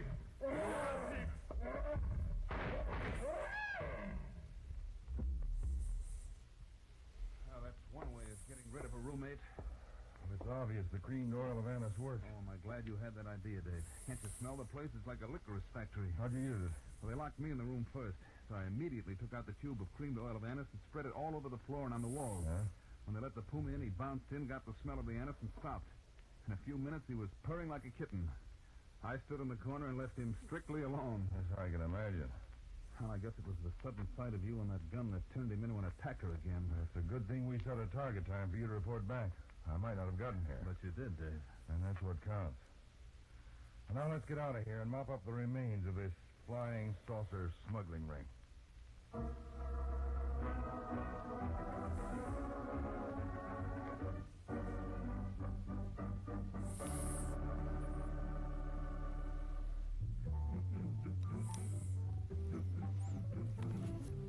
Delicious Pepsi-Cola. Bring it on now. Enjoy that bubbling, tangy, tasty treat. Sure hits the spot. At parties, it's a wonderful idea to serve delicious Pepsi. That extra quick food energy gives folks that bounce, that zing. And Pepsi's big 12-ounce bottles go twice as far. You get a carton of 6 bottles, and you serve 12 full-size drinks. So save that money. Get the best, and get twice as much in delicious Pepsi-Cola. Pepsi-Cola, it's the spot. Super fast, that's a lot. Like the scotch and better too. Pepsi is the drink for you.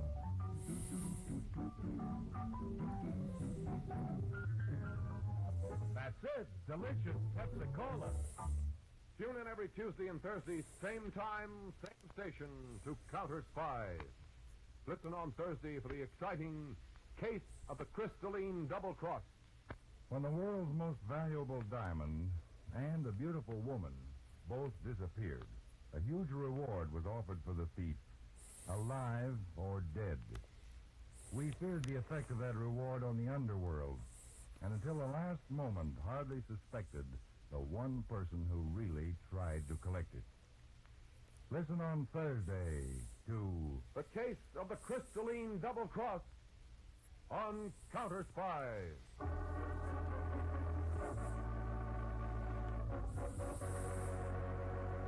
Tonight's Counter Spy program originated in New York and was directed by Leonard L. Bass, dramatized by Palmer Thompson, and featured Don McLaughlin and Mandel Kramer with music by Jesse Crawford. This is Jay Jackson speaking. Counter Spy is a Philip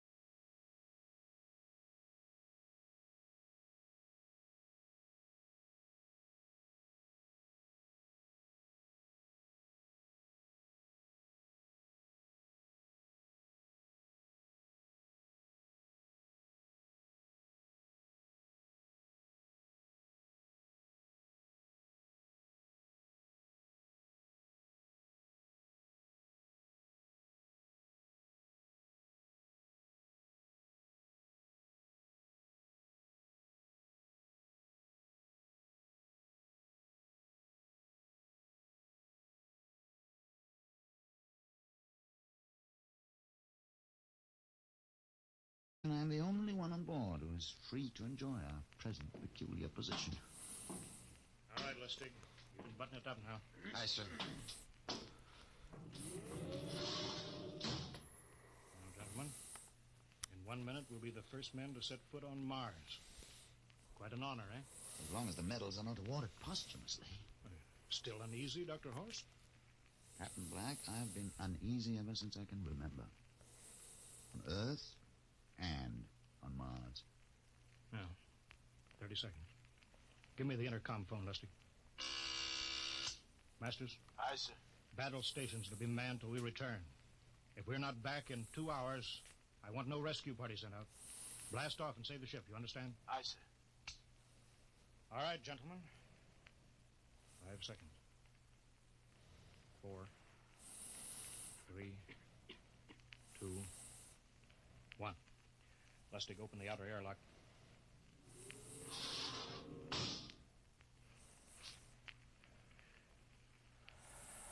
Fresh air. Let's go.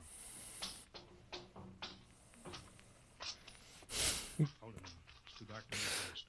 Quiet, isn't it? Not even a wind. You can't see anything through this ground mist. Quiet. We don't know what's out here. Come on.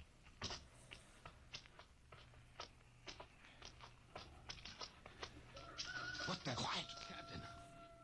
I could swear that sounded like a rooster. I don't hear it anymore. A very unlikely sound. A rooster crowing on Mars? Kingston. Aye, sir. Set that machine gun 25 yards to the flank. We'll stay here till the ground mist lifts. Aye, aye, sir. What do you make of the ground, Horst? Grass. Plain grass. You could see some large foliage.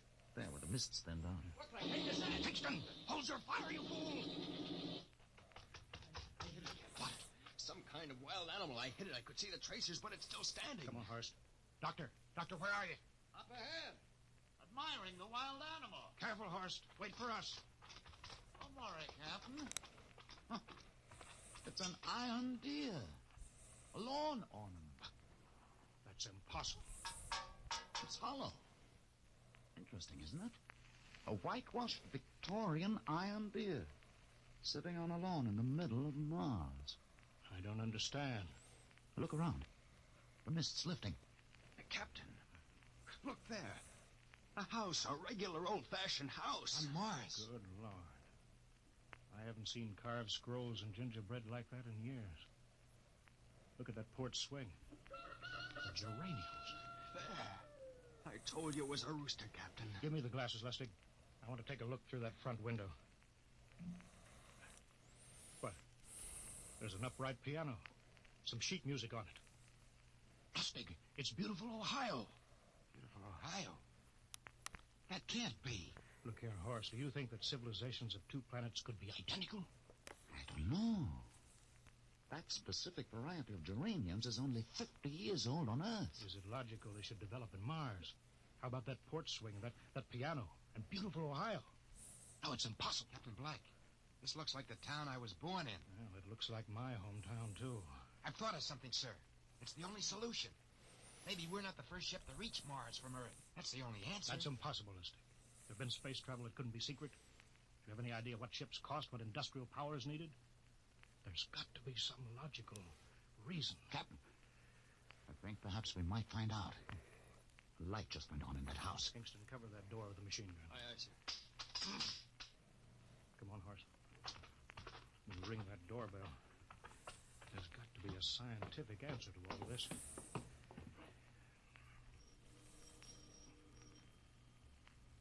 There's something moving in there. Stand back, Horst. Give me a clear shot. Maybe a Martian. Can I help you? We were looking... Well, if you're selling anything, it's much too early. No, wait a minute. What town is it? What do you mean? Are you census takers? No, we're strangers here. We want to know how this town got here. Is this a game? No, it's not a game. We're from Earth. From where? From Earth. Do you mean out of the ground? Are you sure you're feeling well? Madam, we came in a flying ship across space. Hey, Kazoo. This is Mars. How's the understand? cat? Mars. How's the real Kaz? Better watch out for that fake Kaz. I can't wait for that bot. Is Mars, isn't it? Fake Kazoo Gaming. In the United States of America. That's your bot's name is Fake Kazoo Gaming. Is Fake Kaz. I'm good. Oh my gosh! And it's a raid. Oh my god! What year is this? Thank you everybody for raiding. I do appreciate it. You guys are incredible and amazing. And a hug.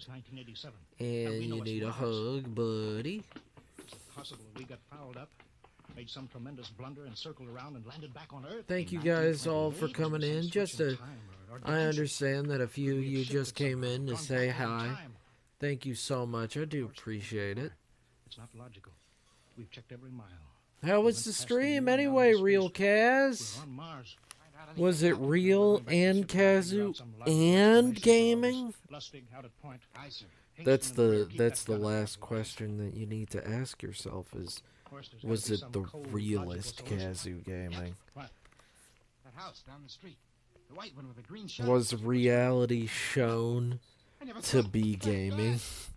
Lustig, come back here. He's running for the house. Oh, okay, alright. You have to go. Okay. Well, thank you, Kaz, for coming in, you incredible person. Just know that we love you. I love you. I don't know about everybody else, but I love you. I think you're a radical dude. I think you're a cool radical dude.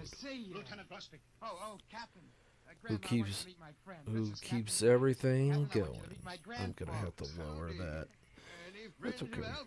That's alright. I'm gonna have to lower that so it has a Ever since we died. Ever since you what? Oh, yes, sir. They've been dead 30 years. Am I a cool random dude? I think you are. But that's my opinion. My opinion goes only so far. And who are we to question God's infinite ways? Hi. Lustig, we're going back to the ship. But, Captain, I want to talk to my Lieutenant grandfolks. Lustig, I don't like any part of this. You come back with us, I have to club you and carry you. Yeah, but, sir, That's they're enough. my... Heaven only knows what they've run up against back of the ship.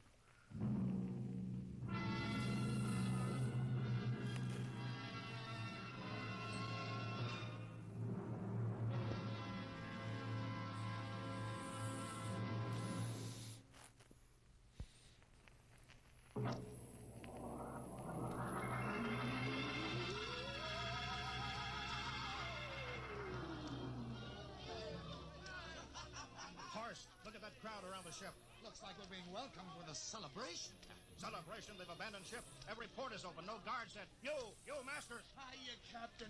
Meet my old dad. Dad, that's Captain Black, and he's not a bad guy for an officer. Of all the... Kingston! What, sir? Bring that man back. Use force if you have to. Excuse me, sir. There's my Uncle George. Kingston! I'll be right back, Captain. Uncle George! Uncle George! What the devil Don't is you going... understand, sir? They've all found friends and relatives. They're all here. He's right, Captain. I've counted. The whole crew's out on the crop. But I gave orders. Definite orders. You don't understand, Captain. I understand mutiny. I don't care how many relatives show up. I'll have discipline on... Johnny! Johnny, you old son of a gun. Edward. It's you. It can't be. Of course it is. Johnny, you old son of a gun. Edward. Dr. Horst. This is my brother, Edward. How do you do? Hello. It's wonderful to see you, Edward. Look, I've got to get back to my ship. Hey, I almost forgot. Mom's waiting at home. Mom? And Dad, too. Mom? Dad are alive? Excuse me, Horst. Then you're real, then. Don't I feel real? How's that, huh? Ed, we've got lunch for you, Johnny. Mom's making corn fritters. Corn? Dr. Horst, haven't you found anybody? No, Captain. I have nobody. Then you come on home with me, right, Ed? Sure, you bet. Horst, you wouldn't believe it, but it's been 35 years since I had Mom's corn fritters. By George. 35 years.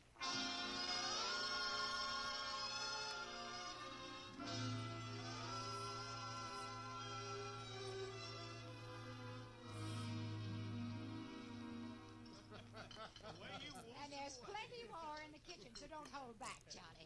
You too, Dr. Horst. Well, Johnny, you're still in the Navy, huh? That's right, Dad. I'm in command of the ship. We're an old Navy family, Dr. Horst. All three of our boys in the service. Ed was the best pilot in the Pacific. What didn't happen, Ed? Oh, what's the difference? I'm here now. Oh, you know, it's almost perfect. All we're missing is your brother Will. Then the whole family could be together. Well, it won't be long, Mom. Will's in charge of the XR-54. That's the next rocket coming out to Mars. Well, little Will. When does he leave, Johnny? Takeoff scheduled for September, but it depends on what we report. But there's no question about that now, eh? Christmas together again. That'll be something, huh? Yes, sirree. Well, this calls for a celebration. How about a little of the old dandelion wine, eh, Johnny? Now, Father, don't you go giving Johnny too much wine. Oh, he's a big boy now, Mother.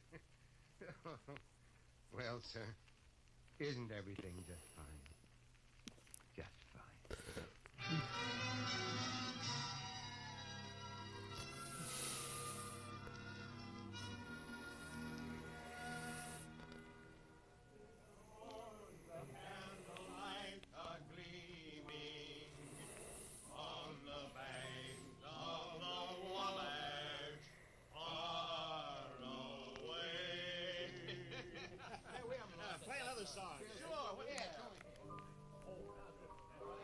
Well, Dr. Horst, what do you think of my little family, Very nice. You know, I can't understand why you didn't find any folks here, Dr. Horst. It's just a shame. Everybody else is so happy. I never remembered my family, Mrs. Black. All I know is they were gassed at Dachau during the Second World War. When I was liberated, I was in delirium 3 months. I cannot remember anything before then. The psychiatric phenomenon. That's terrible. Isn't there anything anybody can do? I don't want to remember. Oh. I haven't had a pleasant life. I prefer to be free of emotional entanglements. They interfere with a scientific approach. I'm sorry, Dr. Horst. Oh, I'll get it.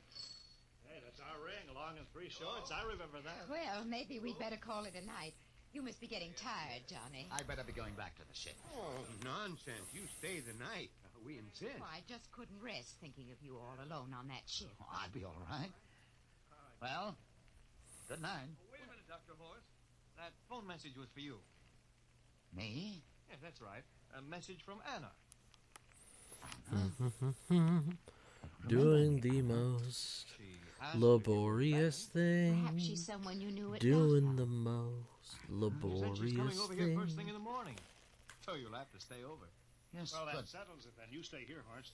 You can bunk with me in my old room. Oh, but Johnny, we thought you'd like to be with Edward. So you could talk the way you used to. Well, we can't put Dr. Horst in the daybed. I think we better share the room tonight. There'll be plenty of time for talking, Ed. I guess so. Well, I suppose I better drop back to the ship. You know, Ed, security check. Well, why do you have to do that here? Well, I don't know. There's no good reason, I guess. Well, suppose we skip it tonight. Oh, Come on. sure. Well, good night, everybody. Oh, it's good to have you home, Johnny. It's good to be home, Mom.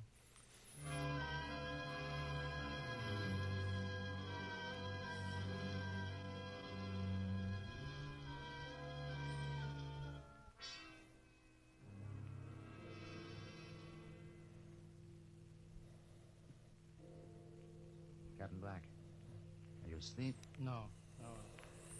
Just been thinking about what we were expecting. Green-skinned Martians with eyes on stalks. All the time there was only Mom and Dad and Edward waiting. It's funny what tricks your imagination can play on you. Yeah, I guess Mars is heaven, Horst. I've been thinking about Martians, too. Captain, just suppose there were Martians, and they saw us land. Suppose they thought of us as invaders. What would be the best weapon they could use against our atom bombs? I don't see what you're getting at. They would want to disarm us first, to wipe out all suspicion, to make us feel at home. But suppose this house isn't real. Suppose the people are just images, stolen from our own memories by Martians, created for us by telepathy, hypnotism. That's the craziest theory I ever heard. Maybe that's why there was no one for me. Because in all my life, there is no happy memory, no real loved person. How about that phone call from Anna? Yes, Anna. I didn't remember who she was, but I do now. I just remembered. When I was freed from Dachau, sick, delirious, I raved about a wonderful, kind nurse named Anna that took care of me. There you are. It's logical. She's coming to see you tomorrow. But there was no Anna. I'd been nursed by a man. What? Anna was only a dream. And there's only one way they could have learned about her. By reading my subconscious mind. But that's impossible, Horace. Why? The whole crew was thinking of home. Suppose the Martians read our minds. Yes, but if there are Martians... If there are, they are separated. Each man in a different house. Sleeping. Trusting. No one at the guns. With my pistol downstairs. Do you think there's something to this, Horace? It's a... Who would suspect his own mother? His grandparents? How easy. Just a knife in the heart of each sleeping man. It's impossible, Horace. We've got to get back to the ship. Listen. The crickets have stopped. Come on. We don't know when they change back to whatever they really are. Where are you going, John? Ed, well, we wanted a drink of water. That's all, Ed. You're not thirsty, John. You don't want a drink. You don't want Look out! a drink. His face, it's changing! And his hand, he's a Martian! Run, Horace! Run! Get away, John. You can't get away. This way, Horace! Horace, where are you?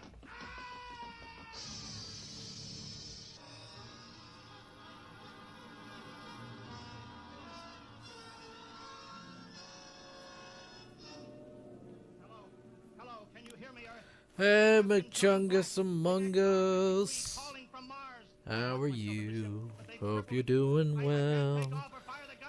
I'm just in the middle of getting this all pinned, getting this all inked, and then Listen, they're trying to break through the hull now. Edward and Mom and Dad and all the folks.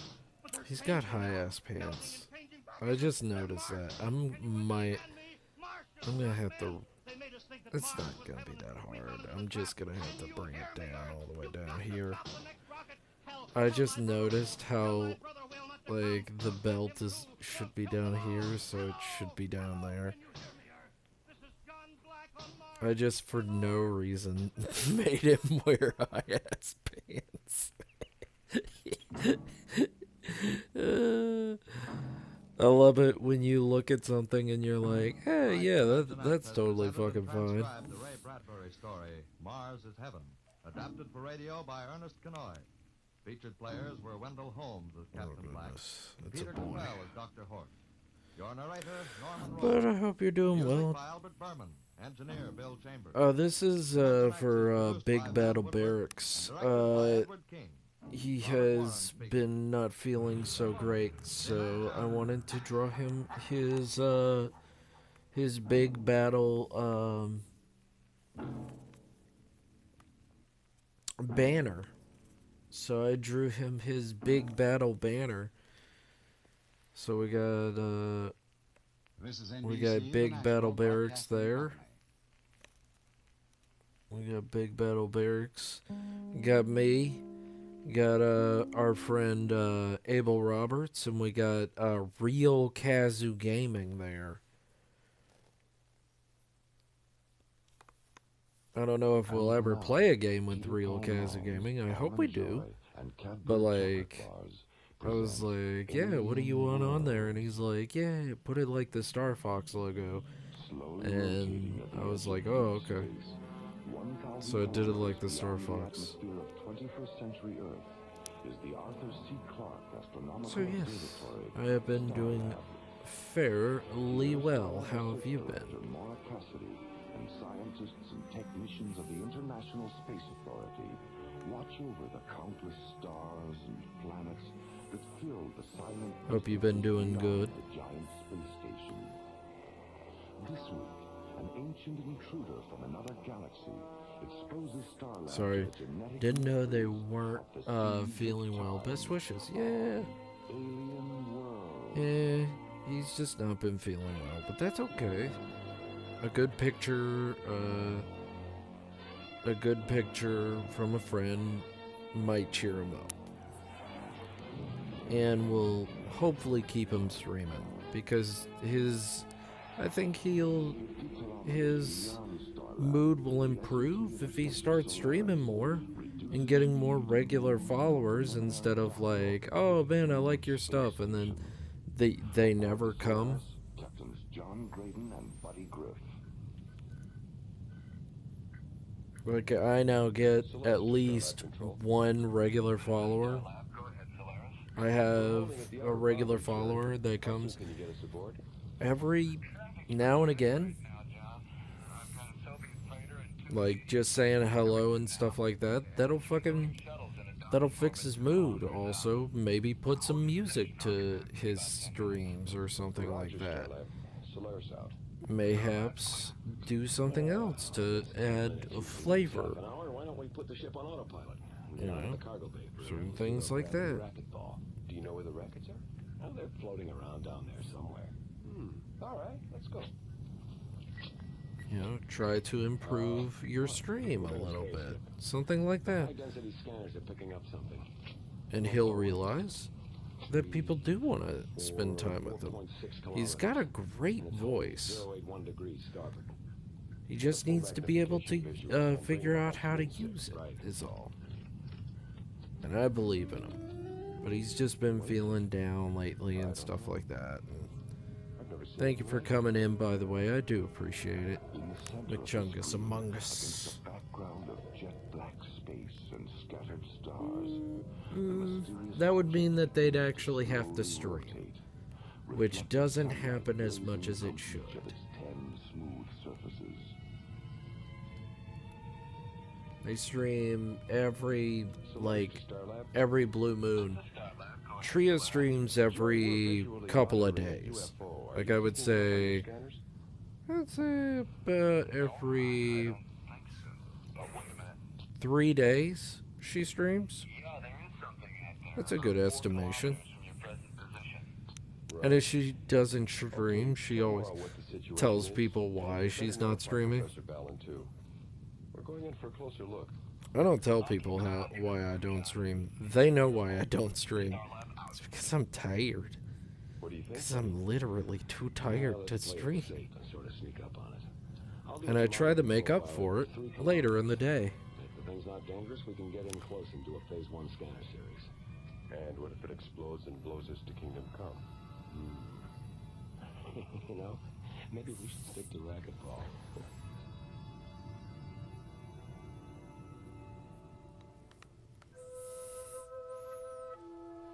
But, you know,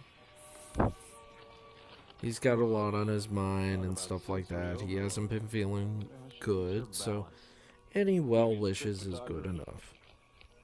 Couldn't be. No photographer is that. Draw him something like this. Maybe this will inspire him that people do want to spend time with him. And stuff like that. I would love to do more gaming with him. I'd love for him to stream, and I would be like, hey guys, I'm not streaming tonight, I'm hosting tonight, and I'm gonna be on Big Battles thing. Like, that's the biggest thing, is that I do that. He just needs to tell me. Oh. How many panels do you need? If he told me, hey goat, can I stream tonight? It's like, yeah, because he is my roommate. This is your lucky day, Maggie. We've got You know? 2 dozen SP-16s I'd be like, hey guys, storage. can you just Will this come be a in, pickup say or a hey, delivery? stuff like that. Well, we've got a Soviet freighter heading your way in Yeah. about 15 minutes. Give it I'll that have the real captain contact Kaz. you, okay? The real Kazu Gaming. He's so cool. Starlab control clear. Real Kaz had to head on out. But I know he Ernie, call probably storage bay enjoys it. 19 and tell them to deliver 10 Amplitron SP-16 solar panels to the Odessa, and then have Captain Vashenko contact Construction Orbiter 5. It's kind of an emergency. Will do, Jerry. Yeah. Not that fake Kazoo Gaming, the real Kazoo Gaming. Overload. Oh, yeah. But yeah, Kaz streams all the time. Hi, Jerry. Like, Hi, Mara. Kaz streams Yeah, about 20 a minutes lot. ago. They've maneuvered the Solaris into Like, a he's been side-by-side streaming as position much with as the I UFO, have. And Buddy said he'd contact us as soon as he did the preliminary scan series. Okay. And then we gotta start getting Abel Roberts to stream. Because Abel Roberts, I've been wanting him to fucking, he's been talking about streaming for a while, and he's like, well, until I move out of my situation. It's like, dude, you've gotta fucking start doing it. I believe that's her there, locked in mortal combat Kina? with the evil swamp gas. Kina, who? Kina, who? What's Kina? Jerry, where did you get this publication? I found it. Keanu Reeves? Uh-huh. I wondered why they were all running around down there with their tongues hanging out. Jerry. Hi, Professor Ballin. How you doing, Jerry? David, Well, you're what just you in talking time about? For a little X-rated science fiction. McChungus Among Us. Look at this. What happened to her clothes? The evil swamp gas creature ate them. Well, yum, yum. I don't know about you, David. 3 days on Starlab, and you're already starting to sound like Buddy Griffin. Bridge of Spirits. I have seen a lot of it. I have seen people talk about it, but I haven't seen it. Like, I don't know anything about it. The object is 3 meters square and shaped like a dodecahedron. It's made of some kind of copper-colored metal that's about 75% hydrogen. As far as we can tell, there's no inboard or outboard propulsion system. How fast is it moving, Buddy? How fast do you want it to move? What does he mean, John? Well, it was stationary when I brought the ship alongside, but for the past 10 minutes it's been matching our speed, no matter how fast we go. What kind of a readout did you get on the tomography scan, buddy? The interior of the thing is filled with some kind of ionized gelatin that converts to nitrogen plasma, and then reconverts to gelatin at 12-second intervals. Oh. Buddy. Well, Pixar Souls. I am not a fan of. I'm not really that much of a Souls person. Like, I like the lore of Souls games. I can't beat Souls games. I enjoy the heck out of other people enjoying the heck out of Souls games. I will never be able to play them. Oh.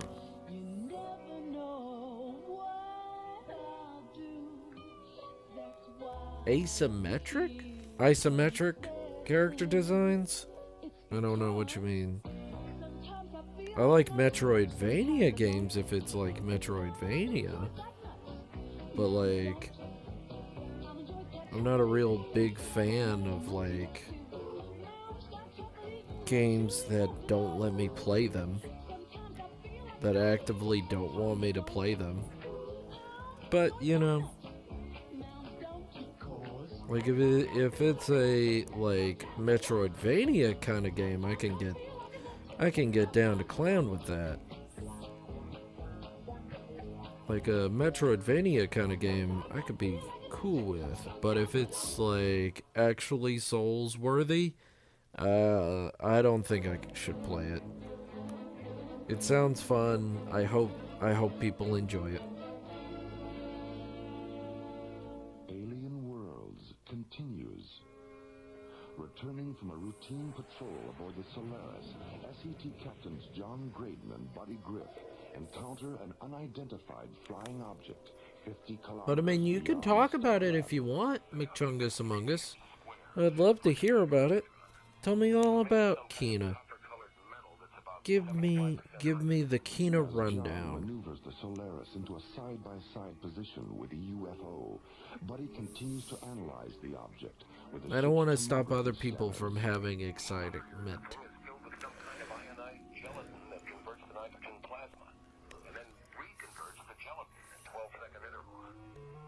think, David?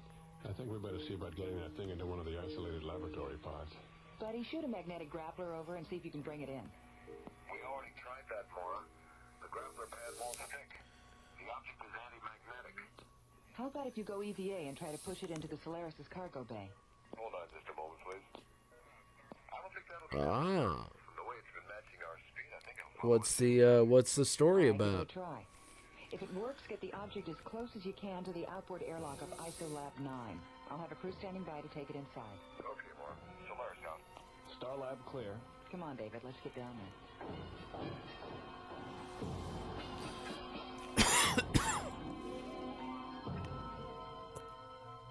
15 minutes later, the Solaris maneuvers the object into a position 2 meters away from ISOLAB 9's outboard airlock.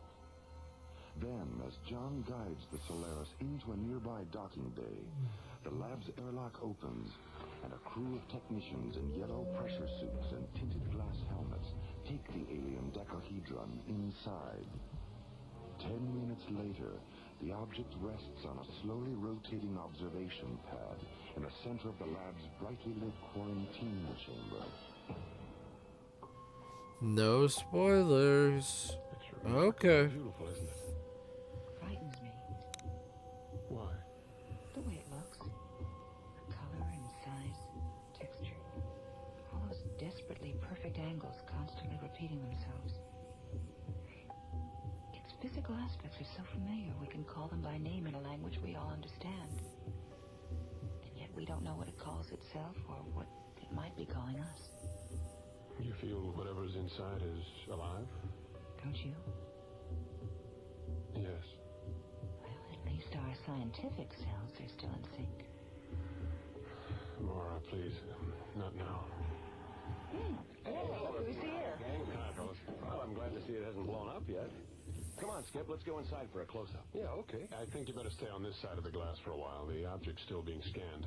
If you go in there now, your body impulses will be included in the scanner data. Maybe we should go in anyway, just to blow their minds up in data processing. I can hear Professor Clark now. I say, Ramsey, have you seen this printout? Graydon and Griff are trapped inside that alien gizmo. Really? How do you know it's them? Elementary, my dear Ramsey. The tall one's thumbing his nose. Draws a lot And the from short one balance, thinks it's funny. culture in some levels. Ah. Mora? Hey, goat. Hey, heart. Smile. What's with you two? We've got a lot on our minds, John. Yeah, I see. Well, okay. Come on, Skip, let's go have dinner. Yeah, right. We'll see you guys. See you later.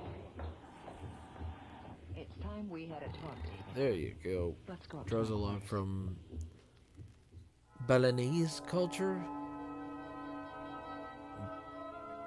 Balinese. Coming to Starlab wasn't my idea, Mora. I don't know what that is. Where the ISA wants us to I've go. never heard of that. If I'd known you were married, I would have asked Commissioner White to send someone What is else. the image you sent on Discord, Yacha? It's When I not was told you showing were for going to me. spend 3 months Oh, in Starlab, it won't show thought for we you. were getting You a have to second download the image, because it is a line piece on transparency.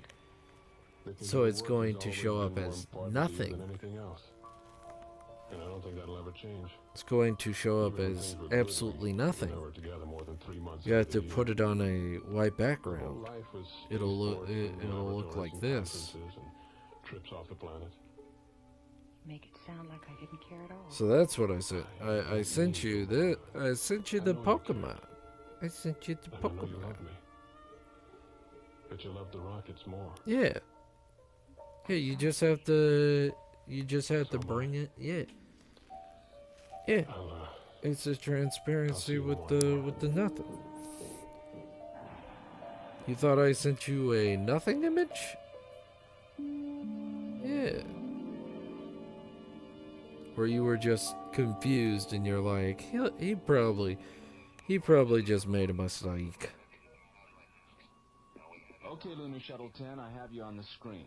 Your docking orbit insertion coordinates are Which is fair. 509er at I sector do make those a 70 lot. Alpha. I was just confused as it just wasn't loading at all. Starlab control clear. You were like, what is going Good morning, on? Mara. Jerry, have you seen David? Not since yesterday afternoon. gaggle of whatever the fuck is going on. Yeah, we saw him after dinner He's got last night when we went down to trace have a look at the belts. UFO. He was in the ISO lab. He's got tri-belts. Check the ISO lab 20 Just minutes so much. Well, maybe you missed him. Let's go and take another look. All had time to think about a world where I also had 3 belts and a sideways belt. I'm stealing his style. David, can you come out for a minute? He can go fuck himself. I'm the artist. He can go to hell.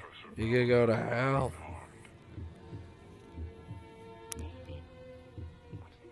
I'm the one who designed it. I can design my own fucking shit. He can eat a dick. David, what happened to your hand? It's not David. Yeah, whatever you want. Yeah, whatever I want. I'll steal your damn style. How about that? Well, then open it. Let him out.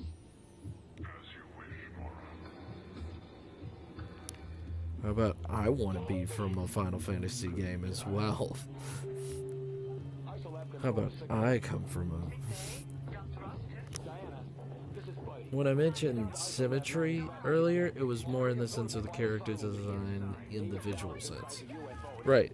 No, I guess that.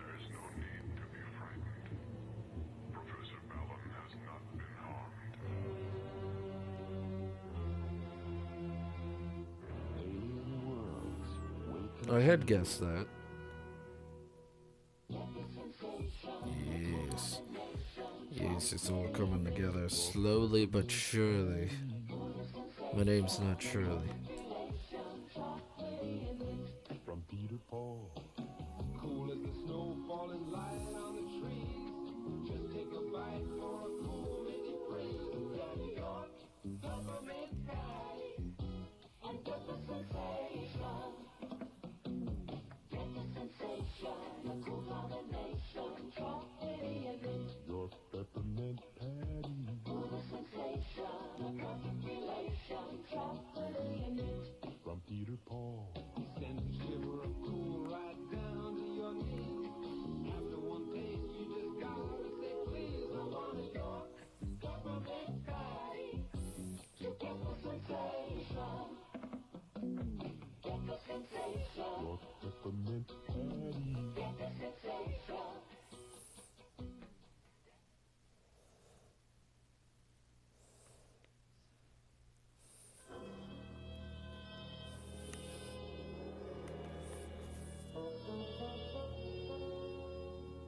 Alien Worlds continues. Entering the control booth of ISOLAB 9. Mora What was your favorite Final Fantasy so far? Final Fantasy VI? has transformed itself. Final Fantasy VI is my favorite. By far. Like, in every sense of the word, it is one of my favorites. Great villain, good characters, a great sense of mystery, which is exactly what I like in a story, a sense of loss of the characters, something that hasn't ever been done in gaming before, which was letting the villain win, and it seems like nobody wants to, because that's so hard to design a, like, end world of, like, the villain winning. That's so difficult as a, like, designer to make a scenario where the villain not only wins, but is succeeding. And Final Fantasy VI does it in strides. Secondly, 6 had my favorite antagonist by far. Kefka was brutal. Yeah, Kefka's the best, but also it's not just Kefka. It's every single character you get along the way. It's every single piece of the puzzle that makes up Final Fantasy VI. Because Kefka isn't as cool without the characters also being cool. Like, every single person has their, like, thing in that game, and it doesn't feel like anybody's left out. It does feel like right at the end, somebody feels left out, but that's just how game design works. But, like, the game is, like, one of the best. And in all honesty, I love the soundtrack to Final Fantasy VI. And in all honesty, I like the music of Final Fantasy VII and the ideas that come from it, but I honestly, I am not that well invested in Final Fantasy VI as a lot of other people. And I think it's interesting, and I like the world. Actually, Barrett's cool, and that's about it. Like, Barrett is cool, Tifa's cool, and Cloud is kind of funny, because they keep making him like this epic person, who is in fact not epic at all. And I do like that aspect of it. Yeah. Yeah, that's you. Yeah. Yeah, that's you. Why? Yeah.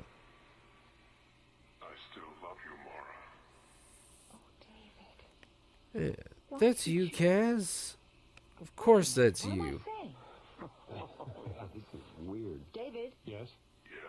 Oh, I'm sorry, David. I mean the duplicate David.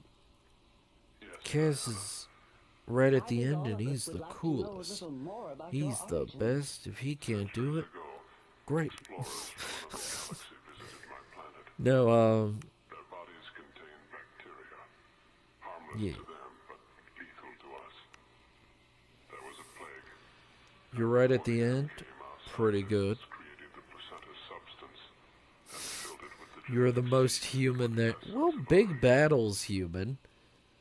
Big Battle's human. And different.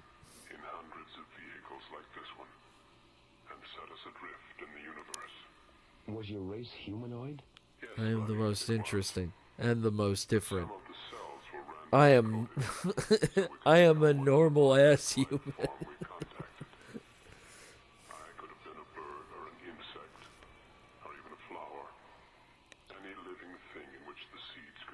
But yes. What would have happened if you had become I'm human, man. I have a sword that has been...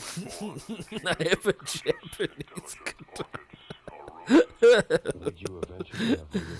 I have a Japanese katana that has been created over thousands of years. Oh, that fucking meme. That goddamn meme is so priceless. I fucking love it. No, Kaz, you're fine. You're actually Japanese, so it's fine that you have this. No, people keep people in America land and European land keep giving the katana like this, like super like.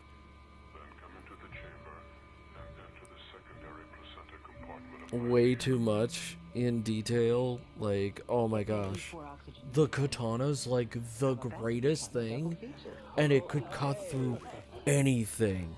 And it's like, okay, I don't know what you mean by that. It's been after thousands of years of development, the katana, it was incredible. It could cut straight through this and this.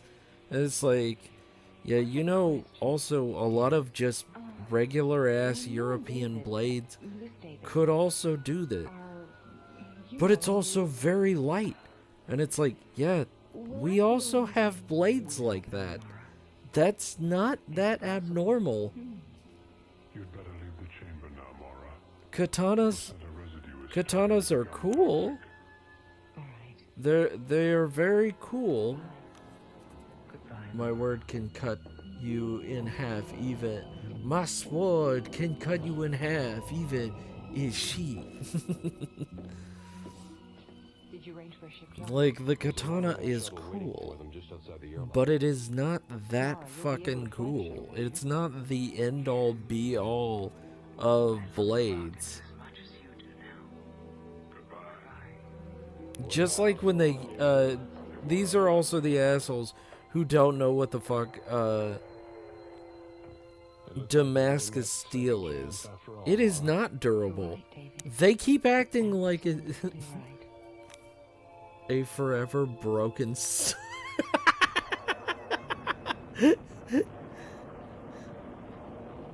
Oh my god! Oh, Fruggo. Nightbot Leah. Also Fox. Fox Raid. Forever. What person is an asshole? Oh no, just the person that that treats katanas like the greatest weapon of all time, and it just is. By the way, hey Fox, love you Fox, big hearts Fox, hope you're doing well, hugs and kisses, you are too cool. Assistant to the producer, Jim Cook. Alien Worlds was created, produced, and directed. A forever broken soul, you're fine. By Watermark Incorporated. I watched some. By the way, thank you, Nightbot Leia. Thank you so much for coming in. Thank you, Forever Broken Soul, as... I'm sorry. Thank you for the shout out. That is literally my only experience when it comes to that kind of thing. Yeah.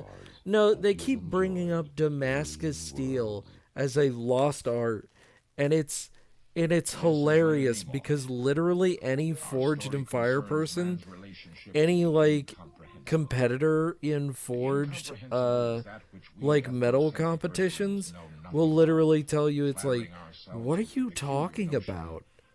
What are you implying? The difference between my raid and another raid, my raid is like, oh, Kazu, thanks. Other people are like, oh, thank you, I love... Because... Stop it. Yeah, the difference. Uh-huh, Kaz? Uh-huh. Do you see Fox's character anywhere on this goddamn thing? Do you see Fox's character anywhere? Huh? Huh, Kaz? Huh?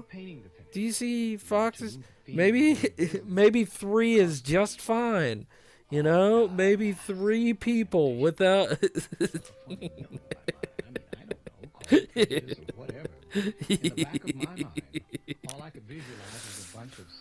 Tough but fair. Nathan. Nate is also good. Don't be such a jive, just like, oh, okay. Cool, Nate. You know, I never seen a guy so glued to his workbench. Damascus looks cool, but is it as good for a blade that it is to be used, right? My favorite kinds of bladed weapons are Japanese, not a weeb, Egyptian, #1 favorite style, Greek, and Roman. Ah. Well, I am very much of the Scottish persuasion. I love the Scottish blades. They're... The Scottish Germanic, I hate myself. Germanic,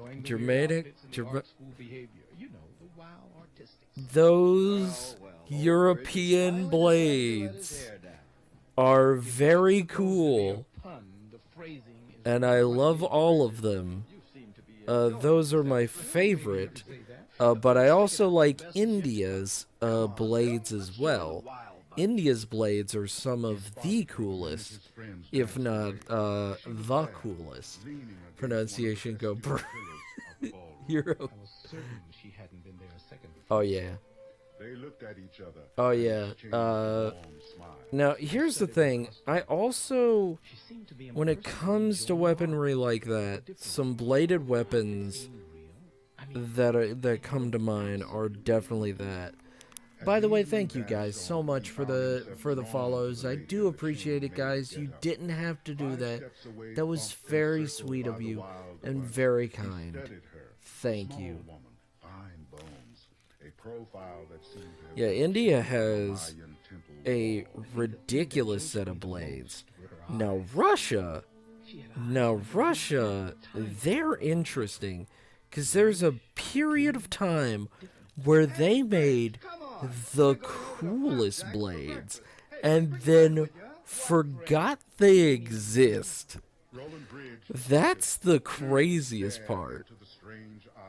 It either they forgot that they made these things, but like there's a period in time where they have some of the gnarliest fucking blades, and then they went back to the most basic fucking shit. And I guess it's because they don't have enough metal to make the gnarly ones. Because there's some great ones that are beautiful. 5 nights of exceptional entertainment every week. Right. No, here's the thing. Russia has done that multiple times with weapons, vehicles, and flying machines. It's very weird. Their country is weird. Like, if people are like, oh man, America is just, it's crazy over there. Russia is nuts when it comes to weaponry, to what they like. It's so crazy. The epitome of, I like this, but I don't want to use it. Scratch all that. I just like bladed weapons in general. Question, why are we talking about blades? It's because of me. Yeah, we were talking about Kazu and his love of a katana. And we just, we got into that discussion. He couldn't figure out his involved feelings. Because we like blades, and we like that. But thank you so much, Nathan. Thank you so much for everything. We do appreciate it. We're just talking about blades because blades are cool. I don't know, like... Dregs of the Baal Mosque on the beach at dawn. The Kapoish. The Kapoish. Alright, I gotta look this blade up. Hold up. Kapoish. He made an instant decision. The Kapoish. Ooh, yes, I know this blade so well. I love this blade. It's not actually used in a lot of things. It still could be used. It looks good though. Weapon blades are really good, cool. It's really interesting what blade comes from the past look like. Yeah. Oh yeah. All right. No. That is a pretty kick-ass blade, but that's whenever anybody talks about an Egyptian blade, I think of that. That is the first thing that comes to mind. I know there's many other Egyptian blades, but that's the first thing that comes to mind. The construction of it is literally, hey, let me trip you and then slash you because fuck your ability to defend yourself. Oh my god. Agreed. It is a pretty great blade. But yeah, no. Nate, Shy, if you want to talk about your favorite blades or if you want to talk about another topic, just know I will definitely listen to it. If you want to just talk about shit, we can. At the large pink eye swiveling at him. Dang guy. Yeah. Open it. The eye softened. You know, if you just want to hang out. For the gold-plated knob.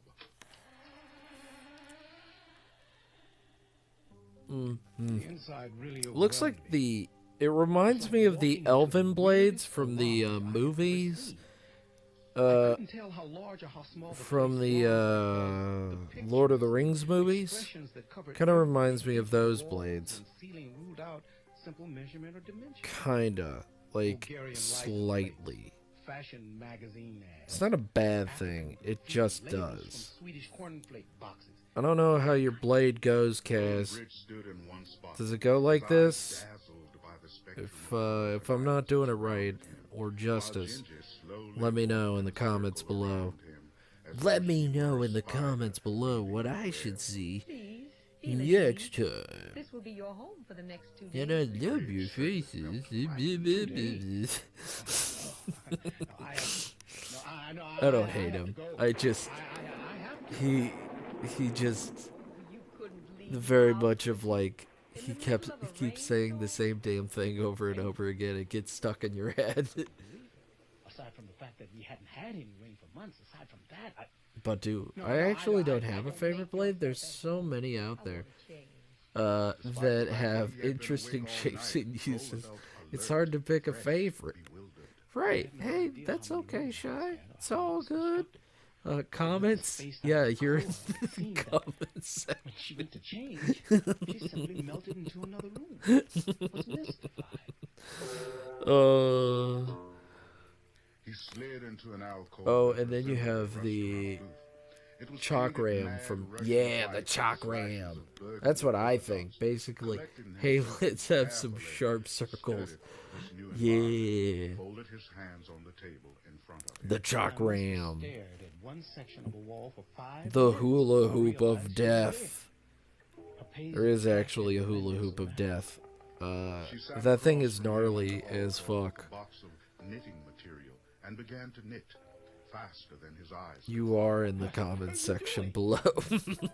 Who knows? You Maybe are I'm a knitting part with of the you, comment maybe I'm section building a below. house, or connecting today with tomorrow. I love your He faces. stared up at a patch of sky that had suddenly frozen. I'll see you guys with next clouds time. and lightning. A moment before, he could have sworn that a picture by Charles White had covered his face. I surrender, okay? My brain, I feel like I'm my in brain outer is space. stuck on Philly D. I don't understand why.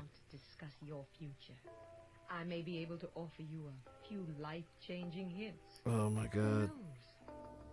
knows?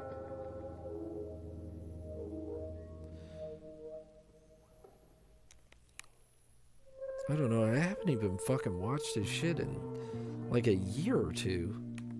Who can resist the lures of clairvoyance? Yes. How many of us would give almost everything to know what the future holds? Genji, a space traveler, continues. Roland Gray stared at the odd thing. Chad has nothing to say. We need a new topic. Clouds All right. changed from green to a bright orange. The rain splattered against the window pane. I mean,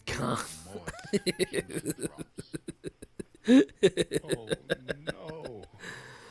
Oh my god. The valve slipped some kind of weird drug into my drink. Oh my god. It isn't We're in a time warp. Oh, it is getting close to Halloween. We're in the spook month. What are you talking about? I wonder what everybody's gonna be doing for spook month. Blades are hard to pick a favorite with. Medieval torture devices is a different topic that I can talk about for a bit.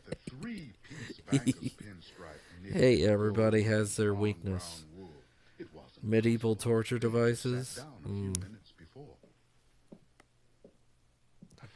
Now, personally, I've actually been to a few tours of certain places, and they were a lot of those awful fucking medieval torture devices.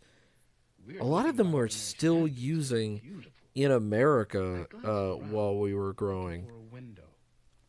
Like, I wanted to escape suddenly. pretty crazy shit.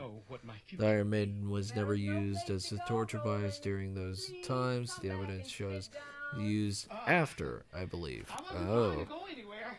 Oh, so it was a byproduct of a lot of things. Oh, okay.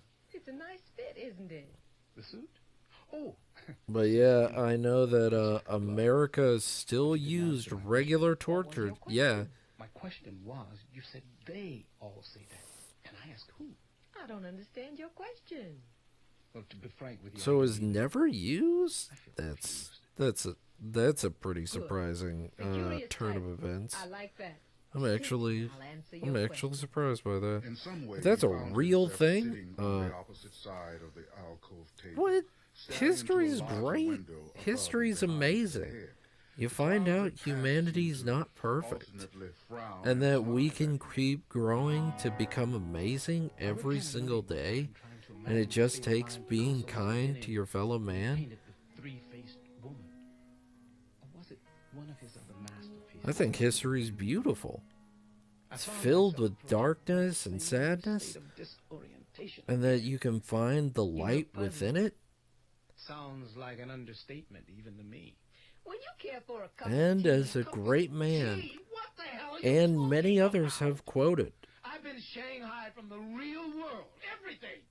I'm sitting across a table has from stated, somebody who calls herself a space traveler, and you if ask me one if I does would not like a cup of learn tea? from the past, Cup of tea? one will burn thy future. Into her head as though she had become blind, revealing the oddest shape of red he had ever seen. He eased away from the table, determined to escape, but couldn't find the doorknob. He searched frantically for a few moments before returning to his seat. Forgive me, Roland. Your anger Ah, reminded me gotcha. of Napoleon. When it's very difficult to follow. Ah. He too was capable of instant rage. Poor fellow. I warned him to stay out of Russia, what with the winter approaching and That all. is a sad Tea time. would you like? Chinese, That we've all been have that. We have all been have the brain farts when we are not up to snuff, and we don't know what the fuck is going on, or where we are. I have been there. I am currently there. Space travel, Napoleon, the end of a second. Yes, Roland, a second. Dust. I won't attempt to boggle your I have mind gotten with an our exam in concepts. 6 days, Simply and I allow me didn't to learn assure you yet. that one of your Your sections is argument equivalent to one of about our Damascus steel is true as well. Well, give or take a Is moment very or two. sharp, but not insanely durable. Roland slumped That to is the plate, fine. I bought cradling the Leia. steaming cup of tea in It's his fine. hands, Go learn. Now then, where And were thank you so much, Forever Broken Soul. Thank you for coming in. I do appreciate you for coming in and saying hey. It is very kind of you. Did I say that? You were thinking it. Hopefully one day you will not be forever broken, and you will come in heartier and better than you were. You said opportunity. Thank you for the follows, and hope that you guys do come back. That doesn't breed optimism. I don't know what does. Jesus fucking Christ, this goddamn ship looks It had been gnarly. years since she had met a positive-thinking Earth person. Roland, what if I didn't have anything to say to you that was optimistic? I don't quite understand. You do understand. I'm still there, just studying. It's okay. Yes, I think I do. Strange. It's okay. Study it. Study Down through hard. the ages, the ones Study who've been the long most and hard. optimistic were the ones who had the most to lose. Roland tensed up, his mind flashing back to his art school days and the hard times that followed, those bitter days when his best work was rejected or uncharitably compared to better-known artists. For a moment, his eyes darted around the collage space he Oh, found no. himself in, subconsciously wishing that he weren't where he was, wherever it was. Not to worry, Roland. The future might not be as bad as you would imagine. I'm not really worried. Just curious. No. That, a willingness to You accept must whatever. find. Would You like must another cup find of the tea? study paper. Only if it includes The